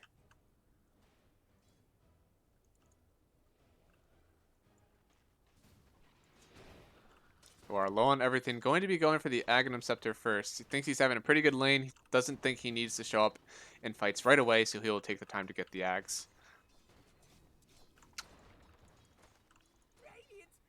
Good ward down from MSS to see if anyone is going to TP into his lane while they go aggressive. There's so many couriers that have died in this game. There's no way I'd be able to go and click on each one that I thought was about to die. The map would be flying so fast, even if I could see it happening. Alright, Chrisluck running down bottom. They're going to try to get the stun to set up for it. No, the arrow misses. The impale misses. Now UR throws out his call down to make sure that no one else takes an aggressive step into his lane. And now Chrisluck makes the rotation here. Nothing's going to come of it. Quinn is jumping on Stinner aggressively in mid. He tries to use his Cold Embrace, but that does not save you from magic damage. Quinn gets the kill onto the Wyvern mid with Chrisluck going down bottom for a fail gank. And now they're going to run bottom. MSS is bottom to help with the gank. Whisper goes down. That's more intelligence. 12 permanent intelligence already for SVG on this silencer. Now, who has died? Who's the victim of this intelligence stealing? Schofield, 3 times as he died. He doesn't have any bonus. He only has a mana pool of 260. He has enough to get off 2 spells. Maybe 3.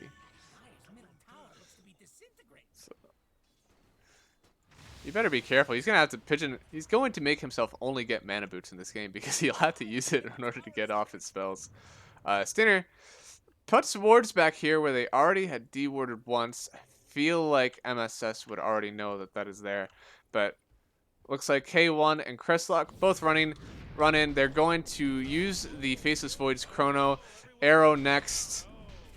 That is the only outside damage they're usually going to have in the Chronosphere is the arrow from Chrisluck. So MSS goes down, but that's a Chronosphere down from the Faceless Void. He knows that they have vision up here. You don't like dying, but under those circumstances, you're kind of okay with it. So now Lelis is going to be able to play incredibly aggressive. Honestly, you might not be able to even show under the tower if you're K1, because there's nothing to save him from just diving you after you use your time walk. You're jumping on mid. Quinn running in. He doesn't have any mana to get a slight, and he doesn't have Searing Chains for another 6 seconds. He's diving so hard. Chrisluck, he doesn't manage to kill him. Schofield wasn't close enough on his Spike Carapace. The arrow wasn't enough to get rid of the Flame Guard, and he still burns down. SVG got more in. Oh, God. He has 14 int on the side of SVG. He gets his silence off. It's 10 minutes already. We're going to net worth. Also, MSS trying to run away, but he's already seen by Whisper, and Whisper gets the dunk to kill Tree. Now, it is still a 5k net worth Westbury died by. Oh, okay. I only saw that MSS died. Yeah, 14 permanent intelligence. Man, what's he? So he has a circlet too. It doesn't exactly like 86 damage plus the pure damage you do with your Glaives of Wisdom. You hit. You hit. What's he got coming on courier? That's not his. That's not his. Oh, is his courier up here? Okay, so he's dewarding with his courier right now. Gonna get the high ground ward. And he gets an aggressive one in here that'll see any rotations to the farming triangle. On the side of Beastcoast.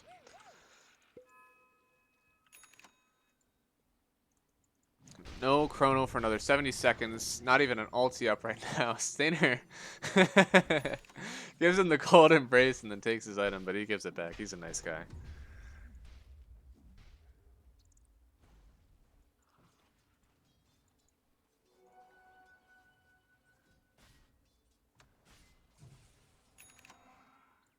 Looks like Schofield's trying to hunt. Now, this is what I was a bit worried about when we got to the draft. Oh my goodness, going for the Midas on Uar. Schofield just taking XP from him. You don't have to do anything else if you just take the XP. But he gets the arrow after the impale, and Uar goes down. Was he able to buy out his Midas? No, he was not able to buy Midas before he died. So, and that's what happens. And he aggressively circled. They need vision in this. Either they get vision here or they tell him to farm anywhere else. Because right now they're showing 3 heroes top. Trying to take this tower. Oh, Quinn running in, but Faceless Void has Chronosphere up in about 4 seconds. I think they know that it's possible it'll be up. So they're just going to dip out.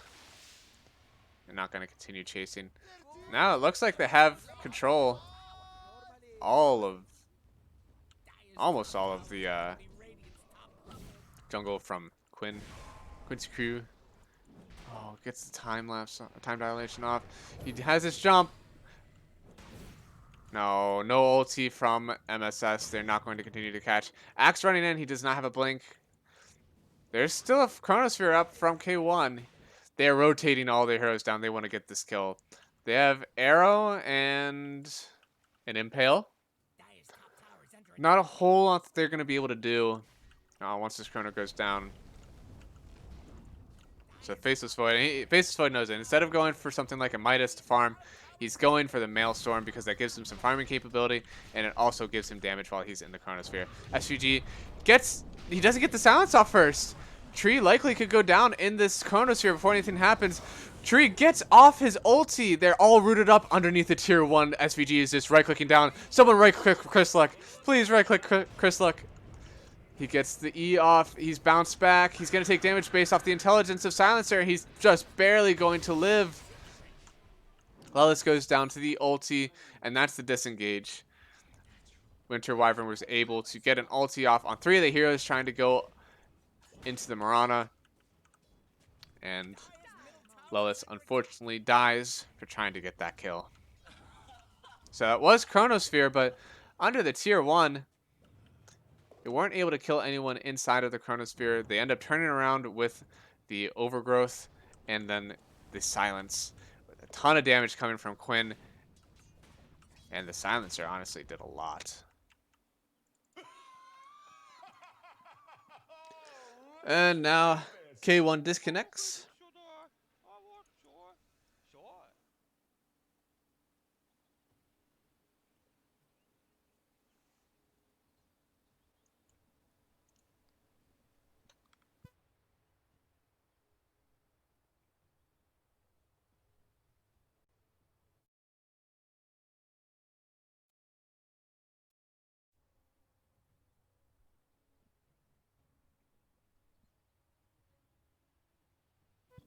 I'm sure. The fact that they're already playing on high ping on the side of Beastcoast. I'm surprised they're doing it in the first place. I mean, I know they don't really have a choice if they want to play North American teams, but... yeah.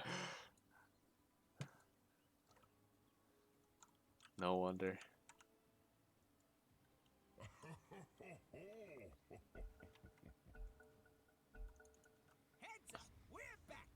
Alright, we're going no ultis from Wyvern or Faceless Void. Wyvern won't have ulti for another 40 seconds, Faceless Void for another 90. So, Faceless Void going to be farming away until he has Chrono up again.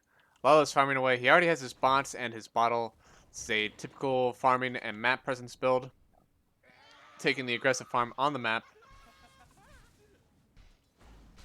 Really? That's terrible, actually. I mean, at that point, you kind of ask why there's even SA servers. If they're that poorly maintained. Alright, Schofield running onto the Bat Rider. He'll be able to spike Carapace as soon as he takes any damage. Alright, he used his Firefly, then he gets Vendetta, and then he gets stunned. Lullis goes down. Not a good matchup. Oh, but Whisper goes down. Oh, looks like that juicy intelligence from Silencer. 20 intelligence. He is just racking it up. My god, what a man. Alright. Quinn is jumping onto the Faceless Void. He's trying to run away. There is Overgrowth onto MSS. Oh, this could be it. They're running after him. They want to get the Overgrowth off. He's silenced.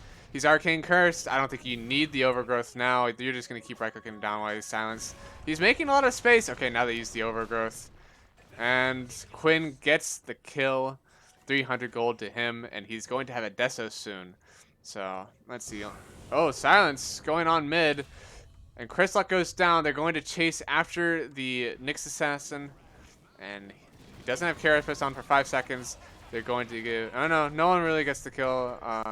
It's going to be split between Quinn, Lelis, and Yuar. And there is our ghost. Oh, because if you do the auto selection, it would automatically select the USA server because it's lowest pain. Stainer manages a TP out just before he gets caught. But now Quincy crew has gained some map presence. They will be farming away. Even while there's Faceless Void's Chrono and Wyvern ulti. Are they going to smoke? Okay, so they're going to smoke. They know their ultis are up. They want to fight now. Faceless Void, though, he wasn't involved in the smoke, and they still have Chrono up. He's not really waiting on an item. He still has his Millstone. Maybe the only thing he's waiting for is a Yasha, but that... They probably still want him in the smoke, and they smoked so far back. They're going to try to catch MSS. He looks like the only one they'll be able to jump on. But K1's going to show on the lane. Maybe a little bait to try to get something out, but no, he's not doing anything. Drum's already on the Treant Protector. And they're going to keep going. Smoke is about to run out. They place a High Observer that sees this wave has been, or this camp has been farmed. They know someone has been there. Courier running in. Are they going to wait for it to buy the item? No, he gets the... it's killed, and it has the point booster on it. Was that the difference? Did he have the other 3 items? No. He only had 2. He's still waiting 1,000 gold. He'll have the 1,000 gold, though. They'll likely push back the Axe timing by a minute? A minute, maybe? Fight going on top. Whisper's getting jumped on. Dragged back is the Winter Wyvern by the Bat Rider. And that is a 2-0. 26 intelligence from SVG. There's a future.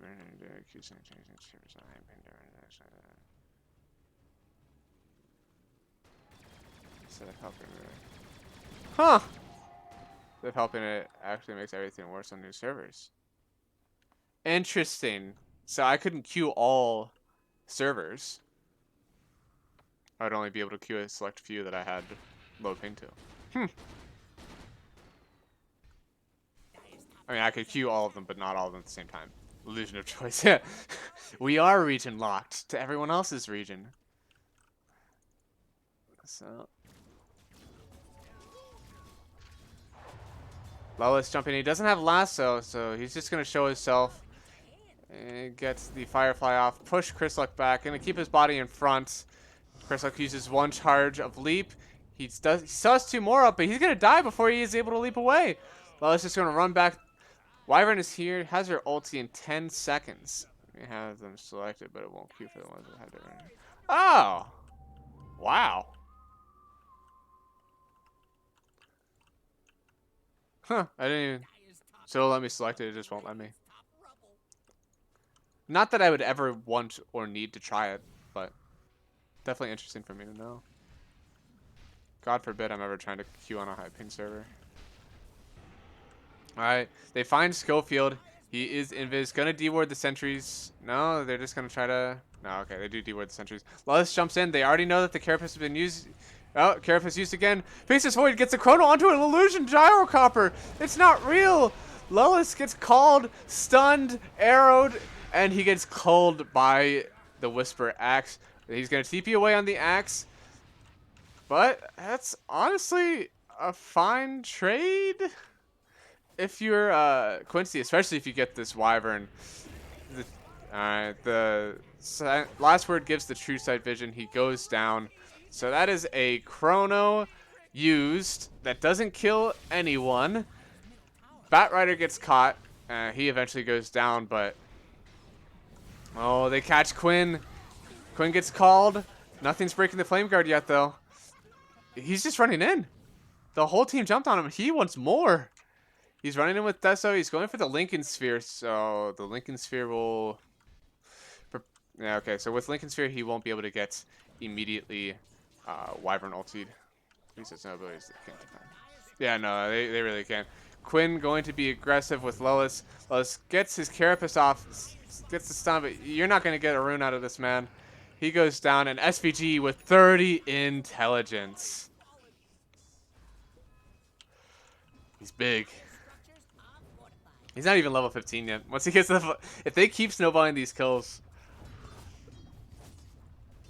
if SVG is able to get that talent, man, he'll have so much. In the last game where Beastcoast was playing Silencer, they had 36 int at the end of the game. With lots of game in front of us, SVG already has 30, sealing at 2 apiece. Likely will get another kill within the next 2 minutes.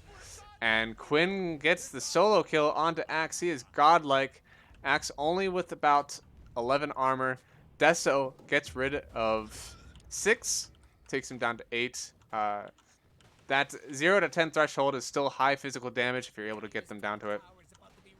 So until there's some other high armor items in which he's going for the, looks like the Lotus Orb. Until he has a Lotus Orb, he will take some heavy physical damage on the side, from the side of Quincy. So, see, are they going to... They have 20 seconds to the Faceless Void ulti. It looks like they're going to come up here and try to smoke at some point. Or at least use the Mirana ulti in 20 seconds. They have their abilities lining up pretty nicely. So they're scanning into Roche. They might think that someone's there, but now the next assassin goes down. He gets the Carapace off, arrow onto the Treant Protector. Lullis blinks in, but he's not going to be able to catch anyone. Chris Luck jumps out before the lasso is able to come out. Radiant's bottom tower needs a hand. Radiant fortified their structures. Pretty good move if you ask me. Oh, pause. Any cool items? Aghanim Scepter has been done for Yara. What's his next item? He's going Satanic. Okay, so he just wants to survive. Even if it does get ultied, it'll help him if he has the status resistance and the lifesteal from Satanic. Quinn going Deso into Lincoln Sphere. No BKB, since BKB actually doesn't stop anything on his team. I think it stops arrow. Yeah, no, it doesn't pierce spell immunity. But you're going to get chronoed. You're going to get called. You're going to get Wyvern ulted. So, BKB doesn't really feel like the play. The Lincoln should be enough for him, and then he'll probably go to survivability items after this, unless he thinks that he's just always going to be able to dodge the Chronosphere. Which after a Smoke or a Moonlight Shadow, I don't think you need to rely on getting just getting Remnants out. So Quinn says they're ready. They're just taking down Roche. Aegis likely will go. I feel like it's going to go to Quinn. I can't see a world where he doesn't want this, so he can play more aggressively. Yuara, I don't think, is in the position to be a frontliner yet. He still only has 1800 HP. He has a decent amount of armor, but without at least the Reaver. I think he's definitely still gonna want to stay in the back a bit. Dish out his damage from far away.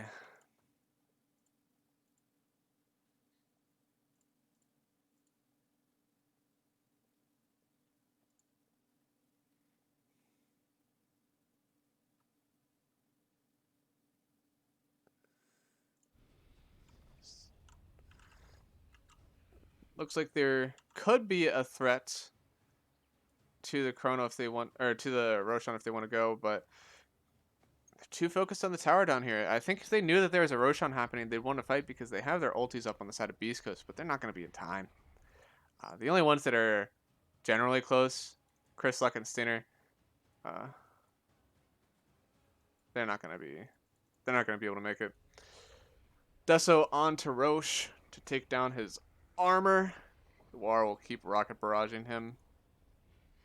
SVG actually does 126 damage. So this Roshan will die at the hands of Quincy, setting them up for a Roche. Their waves here, here, here. So decently aggressive waves up. They probably won't even care about bottom. They'll probably only care about the top half of the map. They'll be able to push in mid tier 2. Don't think you'll be able to go high ground though. Going high ground versus a Faceless Void and a Wyvern seems kind of throwy at this point. Definitely want a pick to take you into each one of these objectives.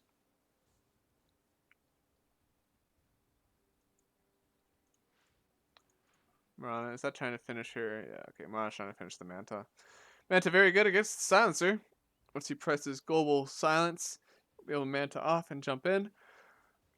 Now, kind of in the same position that Yoar was in last game, though, where you have this Manta, but you're almost immediately going to want to go into BKB because you still have Syrian Chains, Homing Missile, Train Protector's Overgrowth is dispelled. Yes, it appears to spell immunity, but it is dispellable. And then still, Arcane Curse and Last Word. Both very good spells on Silencer, so. The only thing I'm really disappointed by these games is that so far Silencer is looking really good. I like to play Silencer. I need them to stop picking my heroes because they're going to get nerfed to keep playing them so well.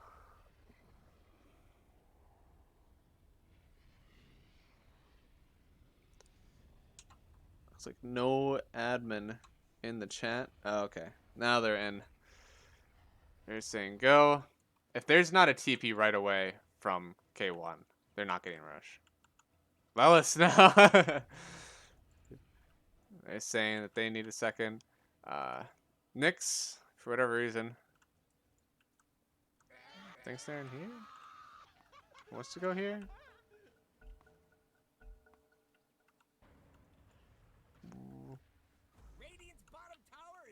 Wants Vision in there. Oh, don't place a ward. They see you doing this, man.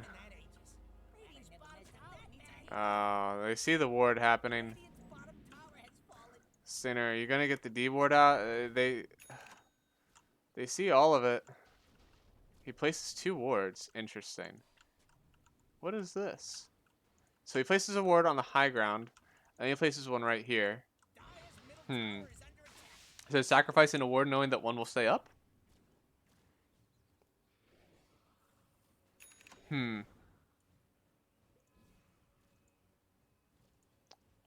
The only thing more that this gives you is up here, but they saw you warding there because you didn't de-ward. Magic. I can give you math, but unfortunately there's not a whole lot of magic damage on these teams. Let's see. What's some good math that I can get you? I'll get a prediction. I'll write it down. So, let's see. Almost a Void has magic damage. On a Maelstrom. Oh, the jump in from the Batrider grabs the Winter Wyvern. Gonna try to take her down before she gets her ulti off. It's down, but the Chronosphere onto SVG. SVG gets the silence off, manted out by K1. He's still gonna get right click down. He's not going down. K1 does not have the damage to take down SVG, and he dies to the last cost of UR and SVG on the silencer. Buyback from the Winter Wyvern. Still has the ulti. Bash. Oh, Bash is magical damage. You are correct. Time lock is magical. Very magical. Okay. Lois gets caught on the left, but he looks like he's going to get away. He's ultied up. Tree right-clicking on him pretty hard. And he still is alive. He's trying to run away, but there's Schofield right behind him. Uses the spike carapace. He's still alive. And now Quinn gets the kill onto Schofield. Stainer will be the next to drop. Lelis somehow avoids getting killed. And now Whisper gets the call on UR, but UR, he's just going to keep hitting. He has Aegis. UR is willing to throw his body on the line. And now it is a technically 5 for 1. Wyvern did buy back. And it was kill onto the silencer. QC with a Dio. Quincy is balling up this time. And this isn't the same net worth lead they had last time. They're definitely showing it on the map in their fights. So, they haven't de-ward this yet. I know that they saw Wyvern place this ward. They pinned it out. Okay, actually, SVG is pinning it out. Let's see. Does he make the beeline for this ward? Nope, he's scared out of his mind. He will not go to D-ward. Wait, no, he's going. Go, buddy. Oh, don't jump on him. Okay, he gets it. He's only going to get this one, though. So this ward will still stay alive. He's only confident enough to get to the observer. He doesn't want to be anywhere else. He places his own. Ooh, that's a good spot. Jump onto Quinn's Ember Spirit. He gets called. He gets arrow, but he still has Flame Guard up. They're not doing a whole lot of damage. The arrows are going to fly and hit him at the last moment. Carapace already used. Lelis gets stunned by it, but he's still running. Already used his blink. Schofield goes down so quickly. Actually gets the last hit from Lelis's Flame Guard and the TP out. From the Mirana, they're not going to get her. Now Quinn, he's running up. He's ready to take a tower. He still has the Lincoln Sphere. They're not going to be able to jump him anymore with the Winter's Curse. Not that I think they were anyways to begin with. They're very much relying on this call into arrow combo. As we saw from the last team fight, there isn't enough damage outside of this chrono. Oh, Hyperstone killed. He already had the Mjolnir recipe. Oh, God. SVG. Kills the Courier of Faceless Void, and Lelis goes down top lane. Quinn is jumping onto Lelis. Quinn's MSS. Are you gonna overgrowth? Oh, okay. Moonlight Shadow's up and they don't have vision. Okay. Call. Silence is down after the call comes out. Guard's going to keep melting. This axe goes down. Chrislock is hit by the Arcane Curse. He's running onto the SVG. He wants to kill Silencer before it's too late. And now the ulti out after the overgrowth is down. Chrislock going to go down to the damage over time. K1 trying to run away. There's no Slide of Fist off for another 3 seconds. No Searing Chains for another 4. There's nothing to stop this TP. Barely lives on the side of Faceless Void, but the rest of his team is indeed dead. Aegis finally reclaimed. Oh, it's kind of nice though. UR gets all this regen, and there's still 4 down. The overgrowth was so good. The only thing to save it was the Winter's Curse. Very good timing, but nonetheless, the damage over time was still enough to take down the heroes on Dire. Schofield gonna run in. Oh, he gets caught. Oh, he's dead so quickly. There's nothing he can do. He wasn't vendetted. He didn't have it up for another 20 seconds likely. You're going to take this Rax. Still no chrono for another 70. Winter's Curse 30. They can't fight. They have to get a call into some sort of damage, but there's no damage. Mirana is not dishing out the attack damage that she had in game 1. 19k net worth lead on the side of Quincy. Lelis running up. They have vision. They see that Lelis is here. They TP in 1. They want to take this fight? They is TPing in to defend. They want to take a fight. But Quinn is coming up. He's not going to let his boy be behind. They're not able to jump Quinn. No punishment here. He's going to just push out this lane. They want to push out. K1 ulti in 20 seconds. UR grabs a Vampire Feigns and an Enchanted Quiver. And same Enchanted Quiver gets grabbed for the Faceless Void. Quinn in aggressively. Schofield is the only one who saw it, I think. They are protecting this ward. They know that they want to fight around it. They are waiting for anyone to walk in to searing or to stun range so that they can take a fight that they fight on their terms. They haven't had one like that in a while, it seems. Quincy has been getting to jump a decent amount of the fights.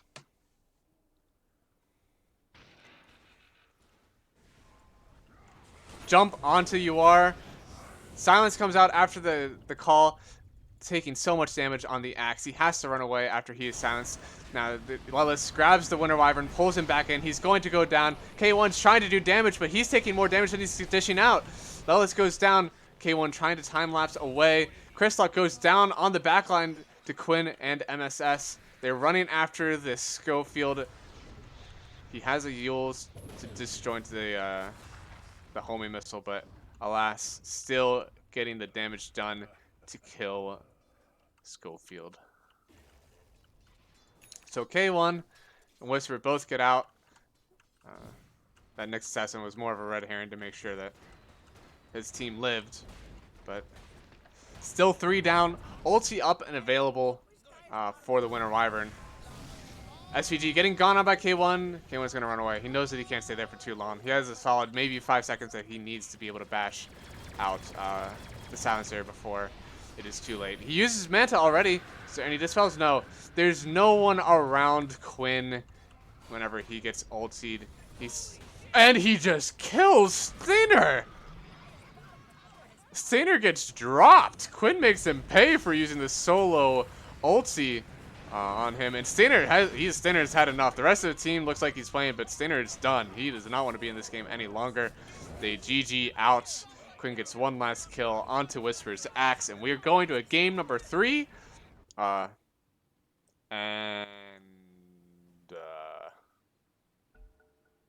Someone paused the game.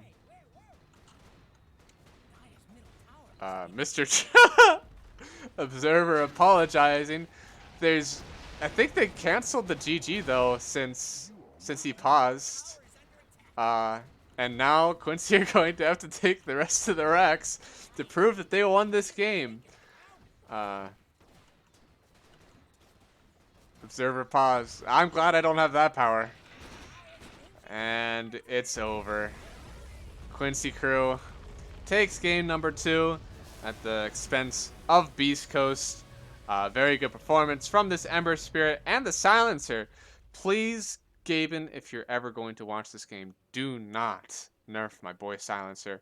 I've already had such a rough time with him just because these people are playing him so well. Please, please, please do not nerf him into the ground. I beg of you.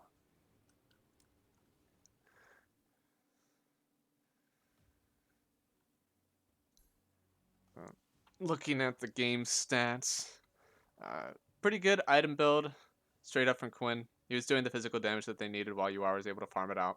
SVG, man, 46 intelligence, permanently stolen from the enemy team. Looks like just the people he killed. Decent amount of int gone, but we know that it was the poor Nyx assassin, man. He didn't have much to give in terms of spells after this one was going down. But incredible performance from Quinn. Not even dying in this game. So we'll see what he can do. And this time they were able to pick on one of his heroes. I know that he likes Invoker, but that isn't one of the huge heroes that they've had success with on the side of Quincy. It is definitely the Void Spirit, the Ember, even the Fury and Mirana. So good to see. As I said before in the first game, Beastcoast led off with a Nature's Prophet ban, into a Void Spirit ban, into a Mirana pick. That is 3 of Quincy Crew's top heroes, all denied on the side of Beastcoast for their draft, and it very much paid off for them. Game 2, they only take 2 of those 3 heroes. They mix in a Spectre ban instead of the Void Spirit ban, end up giving Quinn his Enigma, and he ends up carrying without even dying in game number 2. So they're thinking long and hard about this first ban. Probably don't want to be wasting a whole lot of time, and they end up going back to the tried and true first pick, Nature's Prophet ban. Quincy Crew, they were hurt by a Phoenix in the game 1. They were not hurt by a Phoenix in game number 2 because he was banned, and now they're banning out the Phoenix again in game number 3. So,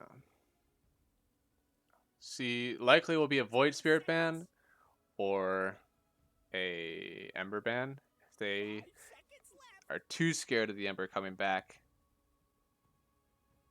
I think it's definitely going to be a Quinn hero that they ban out because Quinn doesn't care. Quinn will first pick his hero. They go with the Spectre again. You're killing me, guys. So, Spectre good at killing those squishy supports. Another high-profile ban is the Tiny. So, good ban from Quincy. And they picked the first pick, Mirana. And 2 games in a row, we've had this Mirana in the mid lane. It is technically a flex hero. It can go in the forward position or mid, or even safe if you feel that comfortable with it. Likely it will only be in the mid or the forward position, though. 10 seconds. And we'll see. Silencer worked out very well against the Mirana 5 seconds left. in game number 2. So we'll see if they go back to their first pick tree that they've been doing for the last 2 games, or if they go with a different position 5. I did put the tree on position 4 last game, then moved over the silencer. I suppose they wanted the matchup. Radiant's turn to pick. There you go with the tree. I could have just pulled up game 2's drafts. Could have just gave the same thing. I suppose if you're Quincy, you're saying go ahead, give us the same draft. They won game 2 off of it. I'll do it again. Dire pick. Okay. They deny the Ember Spirit to Quinn. They're going to take it themselves. I can see him going Void Spirit right now. You do not mind the Void Spirit Ember Spirit matchup. Is skill based with possibly an edge towards the Ember. There's not a whole lot of nuke damage to remove Flame Guard on a Void Spirit unless you hit all of your spells. And you would probably have to get the initial shield nuke into Remnant, into Dissimulate. Did I mess up those names? Probably. Big purple shield into Pulley, purple guy, into lots of circles, purple nuke.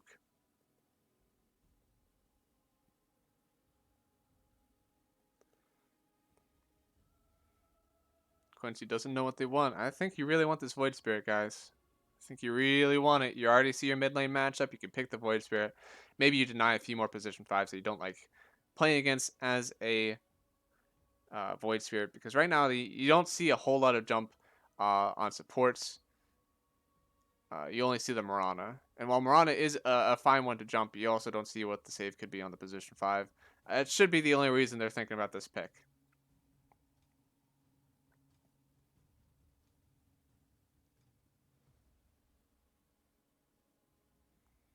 See, they only have 50 seconds left.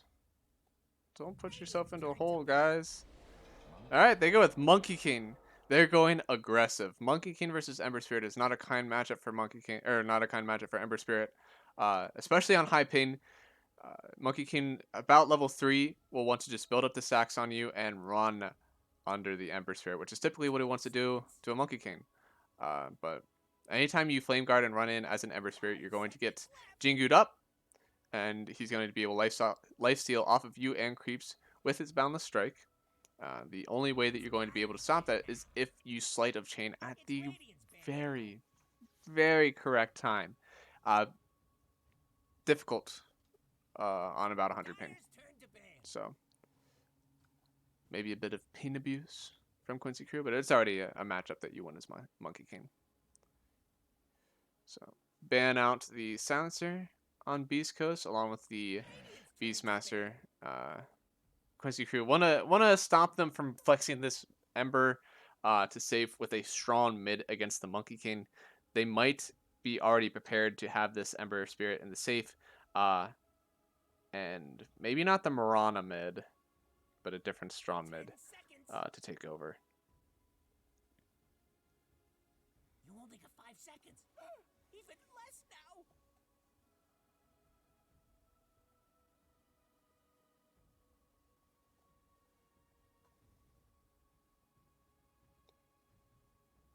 It's probably with all the invis that they've had on Beast Coast, we haven't seen a Slardar out from Lelis. I think that would have been a pretty good hero against these invisible moves they're making, trying to escape with. I mean, just carry dust. It's perfectly fine response too, but Legion Commander banned from Beast Coast. You not want to have Lelis jumping in onto them, really bursting down one of their cores before a fight starts. 5 seconds left.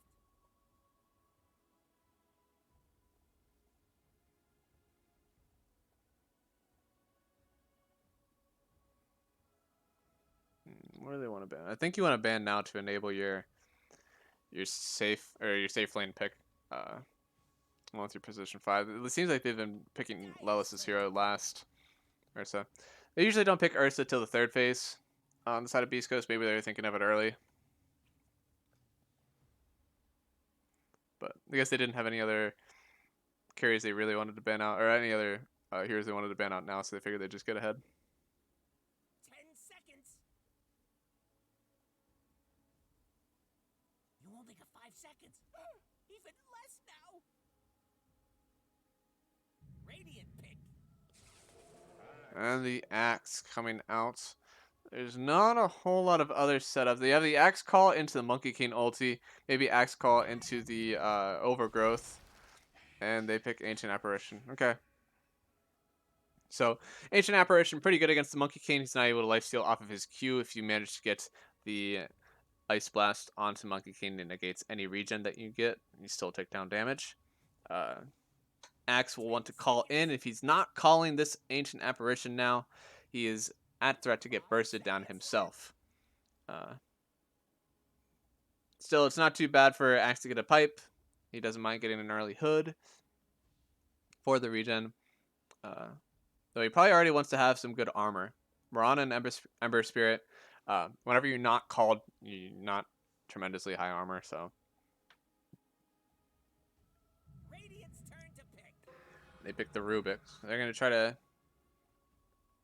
steal Ice Blast. Steal all of the Ancient Apparition spells. It's a good push lane. It's Radiant's pick. Axe doesn't really mind cutting a whole lot. You're going to be able to push the lane under the tower. Lifestealer is someone who...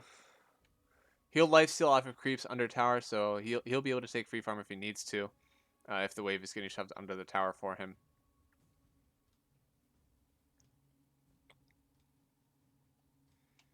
So you got Morphling ban out. They don't want to see, because this is a fast lineup right now.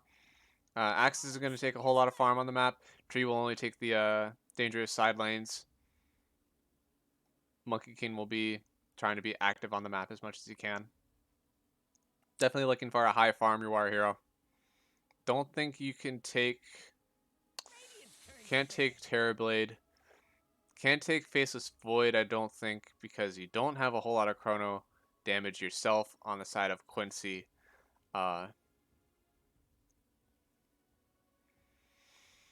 don't want to get Ice Blast. Okay, so Beast Coast actually takes it out. They think that it's so scary. I don't know. It's a hard call.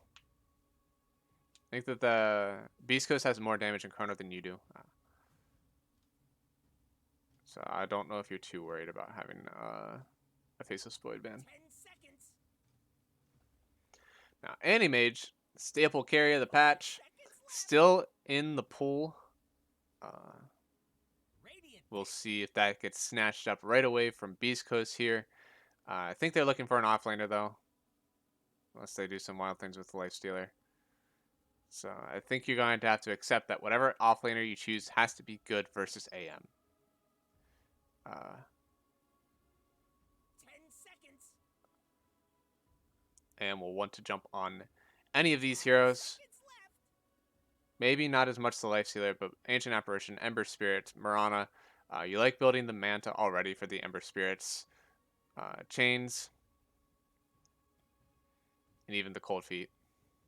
So definitely a good anti-mage game. You have to probably pick something here. What lane's super well against anti-mage? Low armor team, I guess. Lifestealer makes sense. Feels kind of weak though. Yeah, for sure. I mean, he'll be able to lane a little bit against the Axe, but If you get a few spins off of Lifestealer, that pure damage hurts. You're going to get nuked down constantly by the Rubik with his W. It's still a hard lane. We'll see if the Ancient Apparition duo makes it any better. But I think Slardar seems fine on the side of Beastcoast. Any mage will lose a lot of his armor. You're going to continue to get bashed up. You don't need a whole lot of mana to stay in the lane.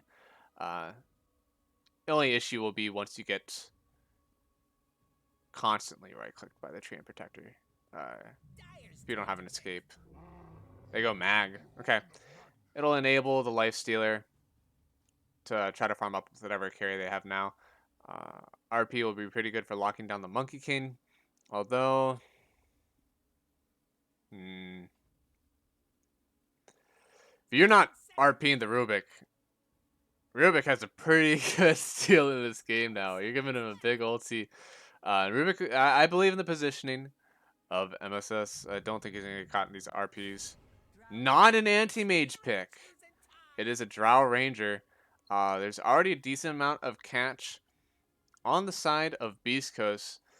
Drow is absolutely a target for an RP into Ice Blast.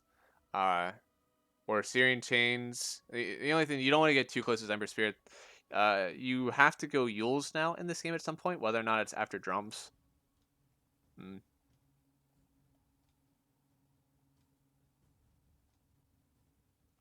It's still going to be the mid Ember Spirit versus Monkey King. I think that lane's going to go very well. You should be able to get free right clicks onto Whisper in lane. The trade with SVG and Schofield's Mirana could be an X factor in this game to see if they're actually able to pressure the tower into the Drow Ranger to not let her get as much farm while the Lifestealer tries to farm up himself. Overall, though, I think that Quincy Crew is going to be able to be much more active on the map at more timings. Lullis is going to want to call and blink. Quinn just wants to right click, abuse his early game strength. I definitely think that Quincy is going to take this game. The only thing will be, is Beastcoast able to, first off, make space for Lifestealer while he has this Empower on him?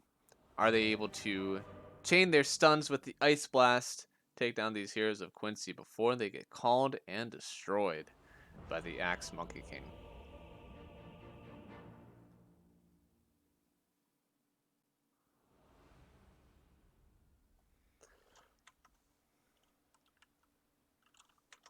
You are too noisy to live.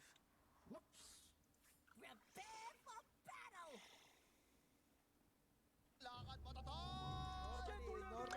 Alright, so Mirana 4 position with Mag 3 position versus the Drow. And we're sending 3 people bottom again on Quincy. We're going to see if they can get a first blood down here, I suppose. I think now, where is he? Stainer, you want to be careful this time. Actually, it was Schofield. Schofield was the one that died last time. Oh, no. All the trees gone. So he gets the skewer first. He's not going to have as much right-click damage in the lane. But he takes out all the trees for the Treant Protector, who isn't there. He's bottom. He's playing around with an axe. I think at this point, K1 knows that there has to be some other hero here sitting with the axe, and he's starting to cut trees. Yep, he's cutting trees, trying to find where the Treant Protector is hiding. Battle Hunger out there. 3 people up this hill, Ellis. Be careful. He's running away. He's had enough. The slow, the arrow. He's going to get cold feeted. Is he going to be able to get away? Quinn right-clicking.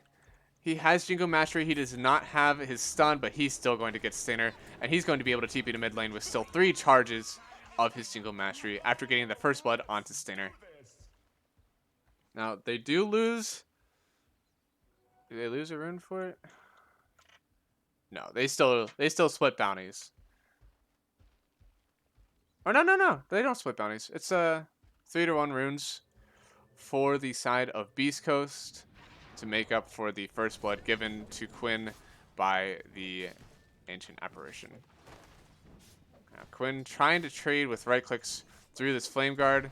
He gets the last right click. Now he's going to lifesteal off some creeps. Now Ember, in an already probably losing matchup, is going to go to a Monkey King with a First Blood. And Quinn gets the good wave. 4-2 versus the 2-0 of the Ember Spirit.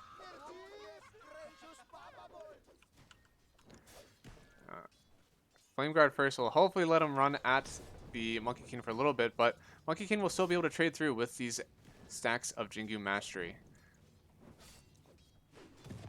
Okay, stuns out. One more. Alright, he gets the lifesteal. Axe feeling pretty hurt. Ember pauses.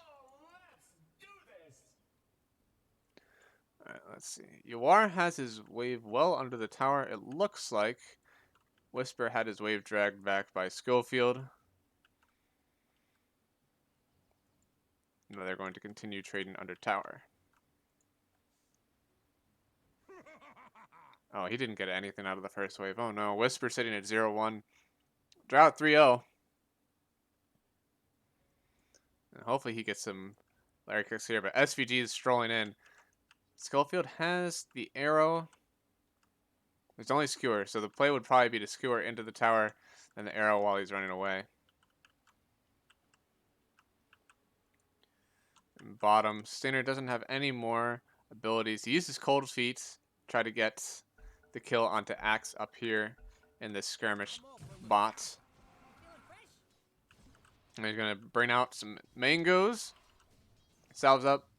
Doesn't mango yet. Oh, he mangoed already. Now he uses his Cold Feet. MSS is getting clicked on. SVG goes down.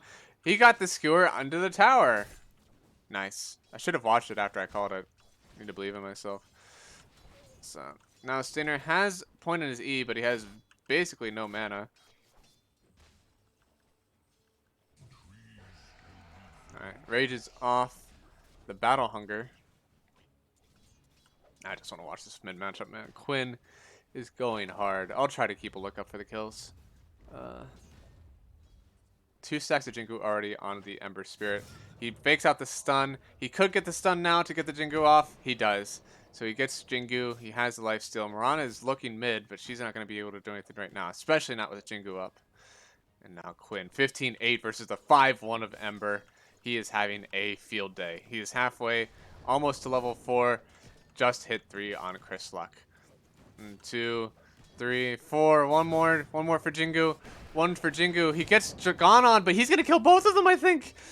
Okay, so he doesn't kill Chris Luck, but he battles both away. Mirana comes in for the gank, leaps in, and Quinn just battles back. He got the Jingu, and you managed to get the stun not only onto a wave, but 2 heroes. And now he's just running back. With half health, he knows that he will be able to regen as much as he pleases. He doesn't even have an Orb of Venom, man. Okay, he has an Orb of Venom.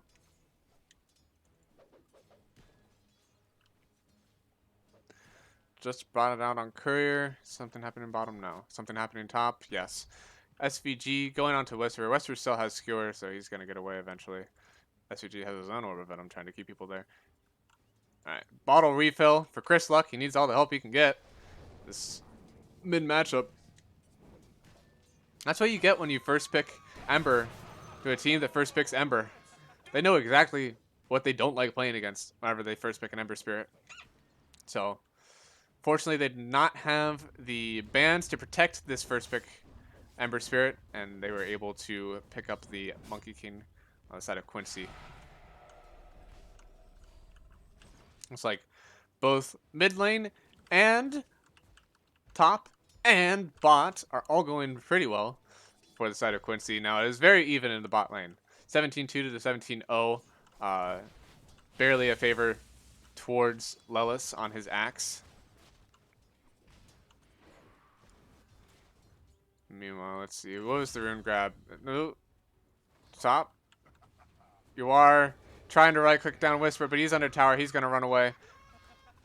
Chris Luck bottles up an DD rune with the help of his Marana. He manages to Syrian chains Quinn so he doesn't run after him anymore.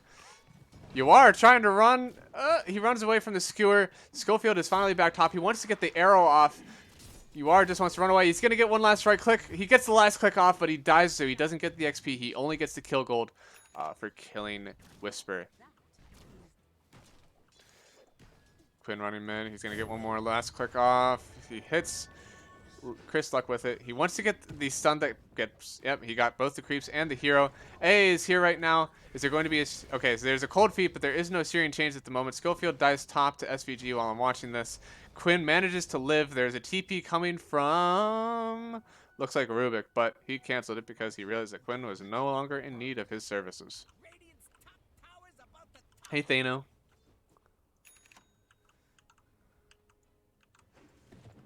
Stun onto Chris Luck in the mid lane. He gets the Syrian chains off. Stun onto Quinn. One more right click onto Chris Luck will kill him. And he, oh, it took two, but they did end up getting him. MSS goes down in the mid lane, but he does manage to get the kill onto the Ember before he goes back. I won my Dota game. Nice. I like that protein resist. Well, just now it was Beastcoast. Lost one to Quincy. Oh, 2, 3, Quinn. No, he's not going to go in. He doesn't have his stun up. Well, everyone's getting ran at right now. Ooh. Well, it's getting ran at. He gets the call off before. He's open wounds and he's cold feeted. He's going to try to TP out now. There's nothing to stop him. And he gets to his tier 1. He didn't have to TP all the way out. He still has his ring of regen. So he will be able to live and stay under tower. Slug gets a D ward. Still a decent amount of flame guard. Doesn't cancel that out yet. Top looks like something's going to go down. They're trying to take a stack. Oh, that's nice. There's a skewer and there's a shockwave, but not enough to take a stack. Quinn is just up here to help. And he backs out and TPs. He hopes that they don't see him TPing out so he can go back onto Chris Luck. And he gets... Oh, he gets the stun off, but... Is he going to die? He gets lift up. He's going to get lift back to Quinn, and he goes down. Chris Luck. Does he have a TP? He has a TP in 10 seconds. What a kill. He just got the wards down on MSS. And he was able to run back and get the lift before Ember was able to run away. SVG, it looks like he got skewered up here and they know about it. He's just right-clicking Whisper and he gets skewered back underneath the tier 1 tower. Chris Luck needs to pick me up. He's TPing in for the free kill on the Ember Spirit, or on the tree, and he does get the last click on his Sleight of Fist. Stun onto MSS. Leap 1, Starfall. Gets 2 hits, but there's nothing else to follow up.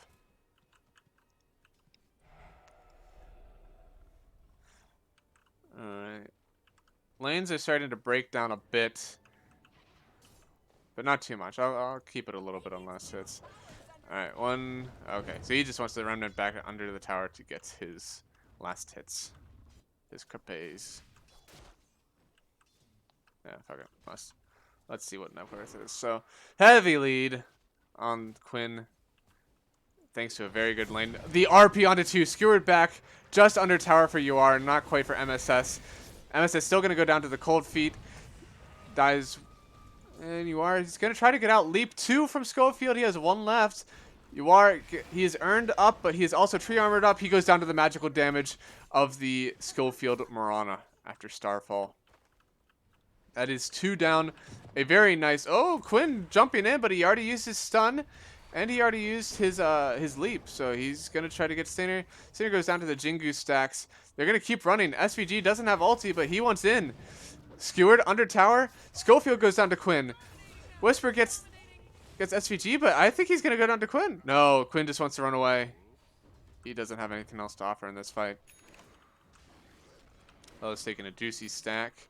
So it looks like it was a split lane in net worth here in bot lane with Lelis and the Life Stealer. UR had a decent amount of net worth on top of Whisper. Chris Luck lost hard to the Monkey King of Quinn. Now Yar's going to TP mid and get the solo XP and farm. Probably going to walk over here, use his multi-shot in 1 second to kill this small camp of creeps. Or, no, he's just going to click it down. He'll save multi-shot for someone else. Whisper getting gone on. Jingu up, and he gets the whole way across. Quinn jumps up. There is no Quelling Blade close enough to cut down that tree, and he's going to get the last hit onto Whisper with the Jingu sacks up. Bottom, they want to make someone pay for farming. Lelis, come at me. He gets the call off onto 2, but he is cold feeted up, and he's open wounds. He cannot live through this, right? Stunned up. And Stainer gets the last hit. I guess he didn't want to see him fall to the neutral creeps. Schofield with 2 earned charges, running mid. Who are still farming up here. He's going. He should have. Oh no, he does not have. Yeah, he does not have the Dragonlance coming to him yet. That'll be his next item. Looks like Dire converging top again. They just want to kill Whisper and probably take his tower. Now this TPing back bottom. He likes pain. He will get killed again. I didn't think it was going to be this soon. He really is going to die this quickly. Okay, so the Ice Blast onto Axe. He's going to run away. Does he have enough health? He's not going to go down to Frostbite. Salve's up. Going to run back. There is no Ice Blast for another 25 seconds. Very low cooldown ability if they're able to get back on top of the Axe. Skillfield coming in from behind with the Moonlight Shadow. Now Lelis wants to back off a little bit, even though he has a friend. Starfall down onto K1. He's going to jump onto this Rubik. Rubik only has open wounds, but Quinn jumps in, call onto the Lifestealer. Likely will still go down onto Rubik. Oh no, he's still, okay, he goes down, but Schofield running under tower. He gets leaps off. Is he going to be able to live? No, Quinn's up here. 1 hit, 2 hit. Now, Marana will go down. They lose Rubik, but they get a Lifestealer and a Marana. So, position 4 trade, plus they get the Lifestealer. Ice Blast onto Lelis. Lelis will die this time. And that's enough. They're going to leave. Quinn, no, Quinn's not going to leave. Quinn's going to keep going. 3, 1 more hit. He'll have the Jingu stun up. Last hit. No mana on Stainer. He's not able to do anything about it. Now they could try to put some tower pressure on. They're going to have to cut the wave, I think. Tower is still at full health. Rana here, gonna arrow off a range creep. She's doing her part. Top, there's a smoke going down from UR and MSS. K1 TP'd up here to farm. He thinks it's safe. Little does he know. Rubik's up, gets the steal. It's just Empower. He empowers his Drow. Drow's getting some good right clicks. 1, 2, 3, 4. He's down on the magnets. Not recently, at least. I don't remember seeing an MK do so well. It was a pretty good game for him, though. I mean, they saw the Ember Spirit come out as the second pick, and they came right away. They got the Monkey King. They got some bands that they liked. I think it was a Beastmaster and one other hard lockdown. So they knew what they wanted to do against this Ember Spirit. We'll see if he's able to carry it into the mid game, which looks like we're basically there. So he's going for the Deso again. He's basically playing this game like he's still Ember Spirit. So let's see. It looks like they wanted to try to go down to... Where's the Remnant at? Do they know where the Remnant is on Chris Luck? Does he have a Remnant anywhere? I don't see a Remnant. There.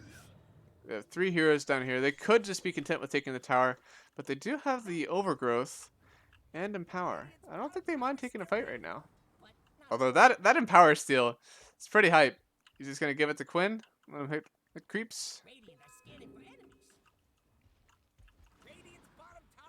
Oh, the arrow onto the tree. Do they think it's only him? It's not only him. Quinn's about to ulti up the root before he dies, and now they're caught in the monkey ulti. Lift up on the Ember. Ember dies within the Wukong's command. Schofield is running away. He does not have his Moonlight Shadow to disengage anymore. Probably gonna start tree leaping on Quinn. See if he can find anyone else. They know that they know Marana's up here. He jumps down. He doesn't have his stun for 3 more seconds. He wants to just get. He gets Thinner. He gets the stun onto Stinger under his own tower in his own jungle. Quinn has no mercy. I thought he was going to get the Rubik, or not the Rubik, the Mirana. Once he saw the leap away, he turned targets and immediately just dropped the Ancient Apparition. But they can't get a tower out of it. Their wave was at their own tower. A little bit of chip damage onto this tier 1, but nothing detrimental. So lifesteal, it looked like he was going armlet when we last checked in. He still is. Is there a spirit vessel coming out? Doesn't look like it. Looks like we're going first. 4 staff first. Tree, what's on your courier? That's a Monkey King's courier. Just sentries. Alright. Looks like we have a wild Stinger getting gone on. He's going to go down to someone. Who will it be? It will be MSS. Give me my Eighth Lens money. Takes it with the Fade Bolt. Well, K1, he is farming. He's up to 7k net worth. The only thing that's a little sad is that there's a Monkey King on top of him, and you are still staying pretty close, even though he does not have his own Empower, usually, unless Rubik steals it, which he's had it stolen for a good amount of this game.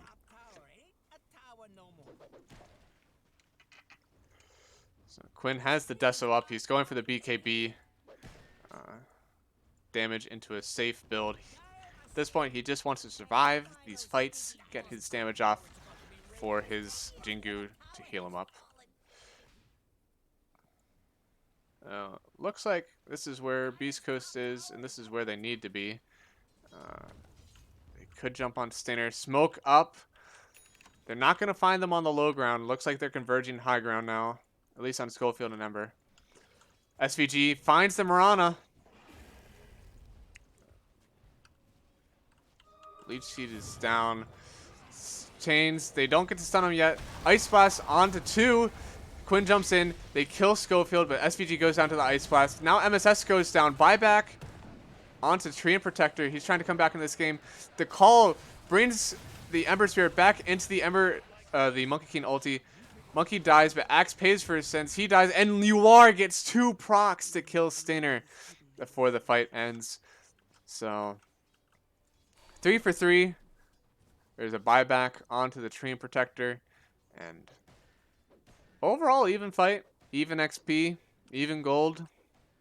Still a 2k net worth lead on to Quincy. Yeah, this is still a close game.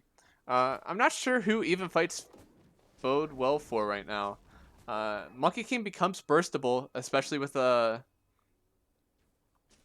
Magnus in the game. You're able to chain stun pretty hard. Oh, I don't think so. Don't think so. I need to turn myself on Do Not Disturb, I think. I am on Do Not Disturb.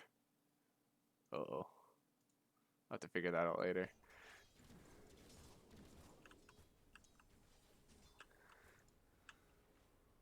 The only person that can jump on Drow safely is Ember. Yeah, I mean, once there's a blink, but we're far away from a blink, he's going to be going 4-step first.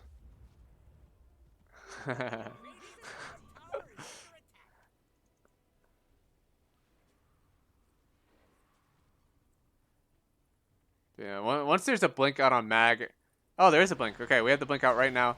Jump onto MSS. He steals the Starstorm, but that's not enough to save him. K1 going to keep right-clicking him down.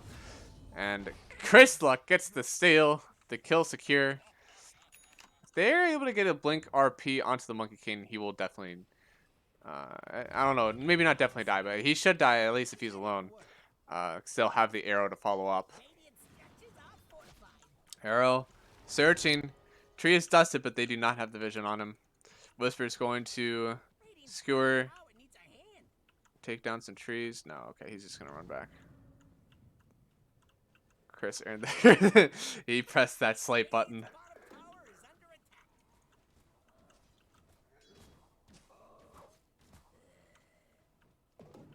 So you are going for the Manta.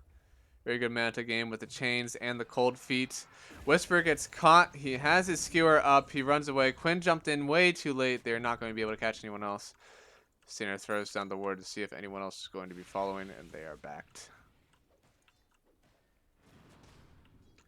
Arrow misses Lelis. They get the chains onto the axe. They have a bomb, but it doesn't matter. This Lifestealer could go down. He gets disarmed on Quinn. Ice Blast out. Chrisluck in the middle of the Wukong's command.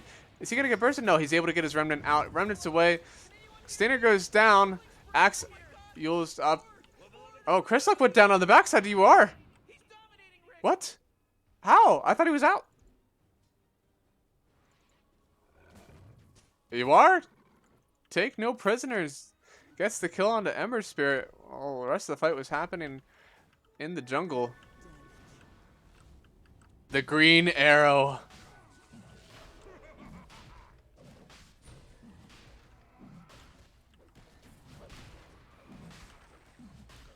Let's see. There is an RP. But Mag, not close to the fight right now. They smoke. It is well too late. This Roshan is already dead. They're going to Ice Blast in to see if anyone is low health contemplating their life. Nope. They canceled it, I guess? They crit down the Mirana. Already at half health. The RP. Schofield already goes down. Quinn goes down once after the RP and he gets rooted. He does not have his BKB yet. Lelis trying to run away. Disarm onto the Drow. Jump down from Quinn onto 3. Arrow onto the Ember Spirit. Ember Spirit could go down. Lifestealer's going to go down first to the stun of Quinn. Quinn then right clicks the Ember. Ember is the second to fall out of the 4 on his team. Whispered is able to blink away. You are. BM pause. But the Aegis was used for this fight after the RP and then the chains onto Quinn. He was not able to run away. Ended up getting right click down for the Aegis. But afterwards, the Lifestealer is getting right clicked so hard by Drow. Yeah, the Aegis was used and abused and turned into some gold. I believe we were only sitting at like a 3K, 4K net worth lead. So it gives them 4 kills on everyone except for the offlaner. And is likely going to get them at least this tier 1 top.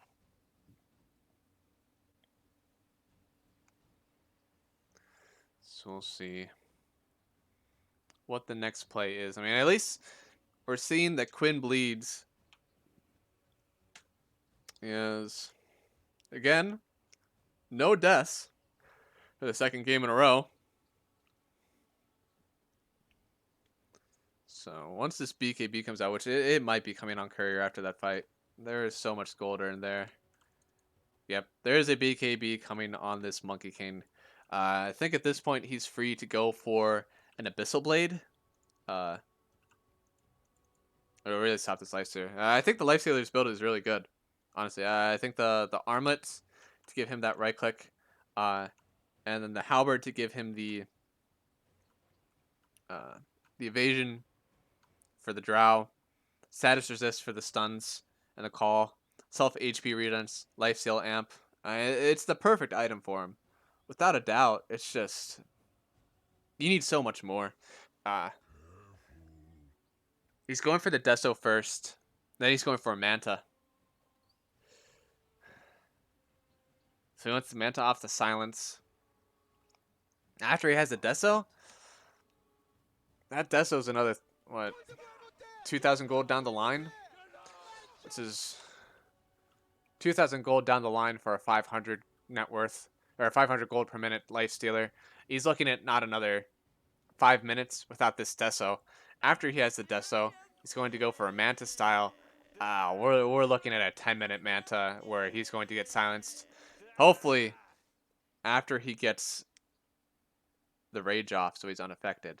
But if not, he's burstable every single time.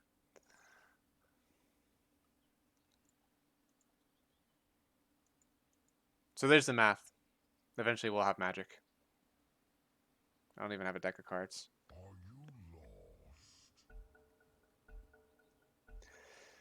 Alright.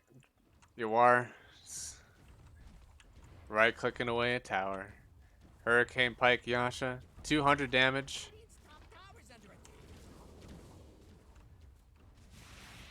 10 MSS. Takes some creeps. Tries to steal the last hit on the tower. What's he have coming towards him? A lot of couriers flying out. Mangoes. Radiant's top tower Yep. ain't looking too steady. That was worth mango gold. Dire scanning for enemies. Man, Quinn hits so hard. What's the arrow on the Quinn? Nothing's gonna follow up though. So almost all the armor on Mag. Ember will have a decent amount of armor. He doesn't have anything to worry about. Negative armor on Ancient Apparition. And not too much of a difference on Lifestealer. Mirana will go down to near 0 armor. So very good Deso game still. How does the Lifestealer have so much Radiant are scanning armor? for enemies. It's the 5 armor. Okay, I should stop trying to do this. Yuar kills the Mirana. Looks like it was a silence into right click Radiant's bottom tower needs a lot. And now he has his Manta. structures are fortified. Which is going to enable him to take this next tower. He's going to keep right clicking it outside of the range of tower. And the tower has nothing to say about it. Radiant's bottom tower needs a hand. Aggressive posture on SVG. He'll see if anyone tries to get the jump. They are isolating the entire bot half of the map from the Radiance. Dire's top tower is under attack. I don't know if they're going to be able to go high ground anytime soon, though. That's the question. They're going to have to get 2 core kills. And the only reason they go high ground is to get a buyback. AA staying way too far out. He wanted to get a few creeps, maybe some XP, and he's going to go down. It's been a rough game. 9 deaths already in a 23-minute game. He's dying almost every 2 minutes. Lifestealer jumped on. No blink for 6 seconds. Ember running in. I don't think you know what this means. Okay, he's running away.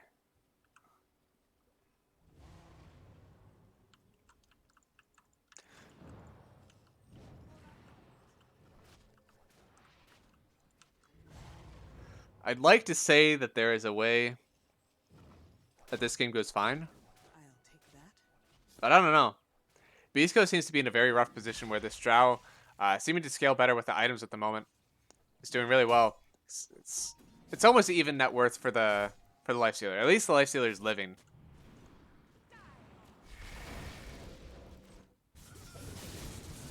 Bottom lane, SVG finds the Ember, but Ember is out.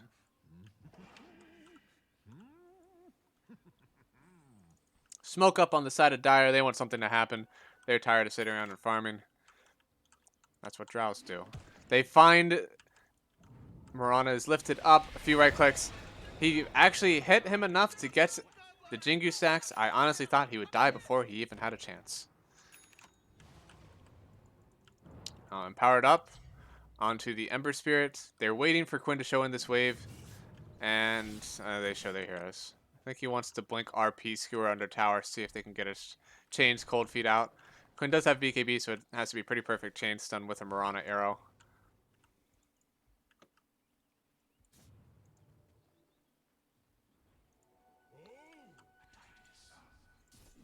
They're looking at Roche. Still has another 3 minutes before it can respawn.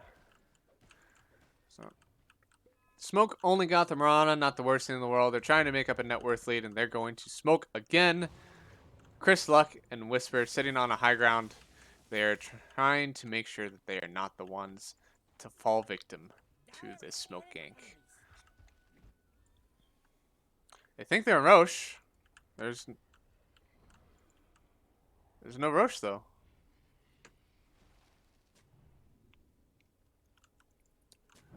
So, doing a little bit of de-warding.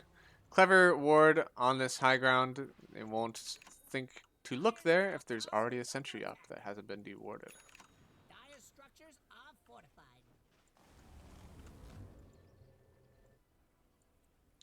Alright, so it looks like their Middle tower is under attack. Quinn TP's up to the top lane. By himself, there's a catch. RP onto the Drow. Drow's gonna get bursted. A Ice Blast onto the Yuar. Yuar gets out of one last multi-shot before he finally goes down. Quinn gets his ulti off. Yuar still alive, finally goes down. Mag is gonna be the next one to fall. Yuar was worth a lot of gold now. Chris Luck ends up dying. He saw his remnant out. He could come back if he wants to. No, he doesn't have buyback. Quinn jumping after Schofield. Schofield has a lifestealer inside of him. He's pretty thick, but he's going to end up getting caught. The lifestealer bomb out. Quinn gets the BKB off before the halberd is used. Called up on the lifestealer. There's nothing else to save him. He has the rage. He has the halberd. He's going to do his best. He might be able to get down the axe. No, he just wants to run away. Halberd onto the Monkey King so he doesn't get off. He tries to... He gets the toggle and axe dies, but Hector still goes down. Stainer going to run away, telling Schofield, just run, let me die. And, oh boy, that's demoralizing. One hit from Monkey King finishes him off. And now that fight, I believe it was 4. 4 for 2 in favor of Quincy again.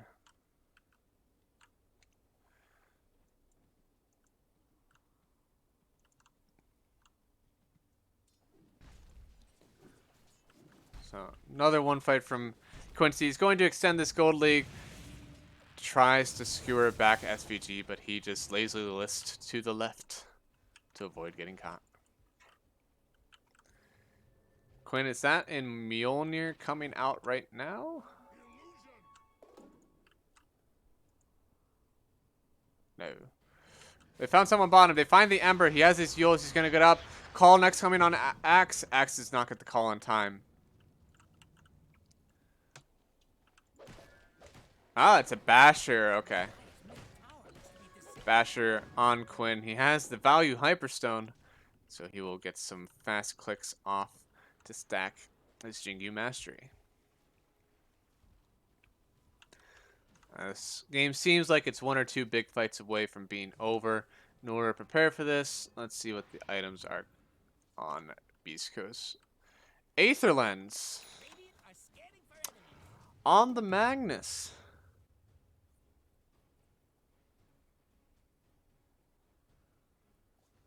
Oh, the Magnus doesn't look like he's going to have time to use his Aether Lens. He's getting caught on by Quinn and SVG. He goes down to the Leech Seed of SVG in the forest. That Aether Lens is going to be pushed back even longer now.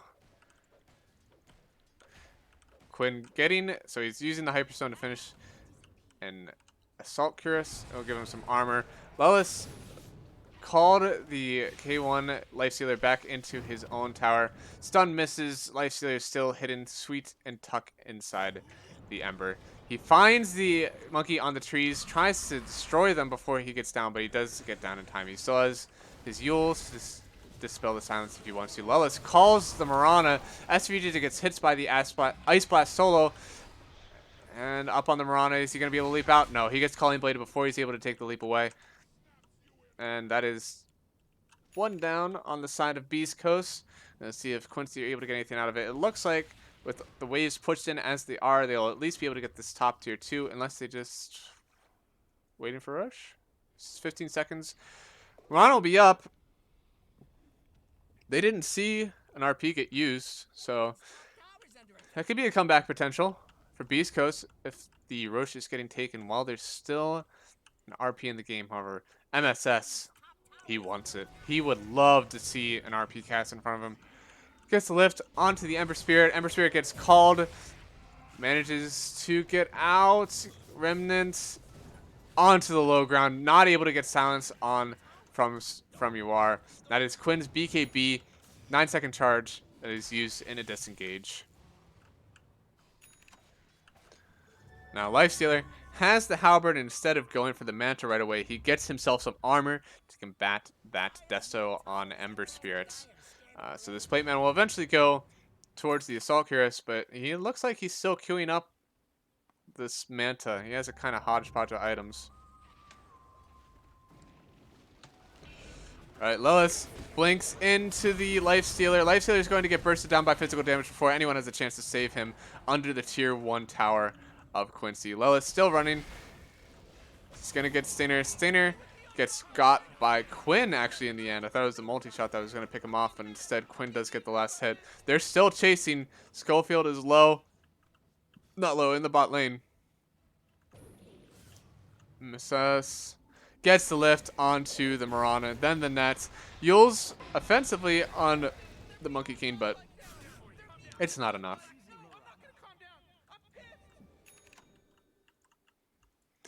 16k, 17k, Whisper, top lane again. Man, he's farming aggressively, and he is paying for it. That is another kill from a Quincy core. Just feasting on this Magnus farming where he ought not be. And now, with the Magnus down for 37 seconds, they're going to see... I think they can take down this Roche pretty fast. I mean, procs on marksmanship. I believe it's base damage, base armor. Ignoring their base armor. Wonder what that means for Roche. Is there really 20 base armor that's just gone whenever you're taking Roche on? That's big. So they have the Aegis onto Drow Ranger. Cheese onto Quinn.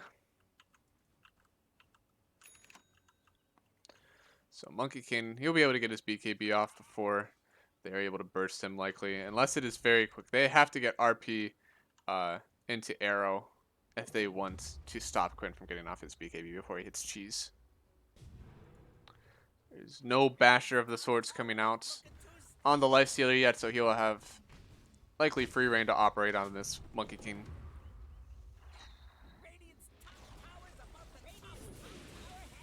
They take the top tier 2, mosey bottom for the mid tier 2, and that is no more outer towers on the side of Beastcoast. 20k net worth down. Quincy looking like they're prepping for either a smoke or just a straight up high ground push. Any of them have smoke? Yep. SVG has a smoke on him. Yawar with the godly blink. He was going to get skewered into his tower force. A terrible fight. Right idea, but Yawar, his hands are too quick. It was almost worth it to RP there, I think, and skewering him, but he did not know where MSS was at the time. If he RP'd there, he likely would have had it stolen right after.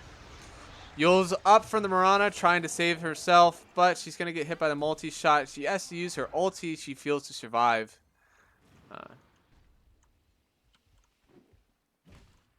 Chris Luck standing on the high ground. He gets the Searing Chains onto Quinn. Quinn just BKBs. He does not want to get caught. And that's another charge. That's a 7-second BKB charge now on Quinn. 9 and 8 seconds were both used offensively. They get the silence onto AA. Chris Luck dies. There's no BKB on Quinn, but Ember still goes down. Yawar's just right-clicking down. Ember is the first one to die. E-Blade from Yawar just toying with the Marana. Marana goes down. If after disrespect like that, I could honestly see a GG called. But they're going to keep at it. Skewer under tower, but the lift before he's able to get the whole way under. And okay. Oh, no. That had K1 in it. Buyback from the Ember Spirit. K1 is still caught under the entire team of Quincy. He does not have buyback, and they called it GG. Oh, boy. Yep, this has to be GG. It is. That. I don't think they had a great chance, but getting caught outside with the Infest Bomb, that is indeed GG. And Quinn, 2 flawless performances. Did he even die in this game? Nope. In both games that Quincy wins, Quinn doesn't die at all. I believe it was an 18-0 and a 20-0 on his Ember Spirit, then his Monkey King. Drafting from Beastcoast was absolutely great in game 1.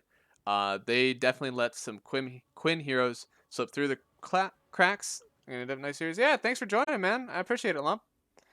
Actually, I think there's someone...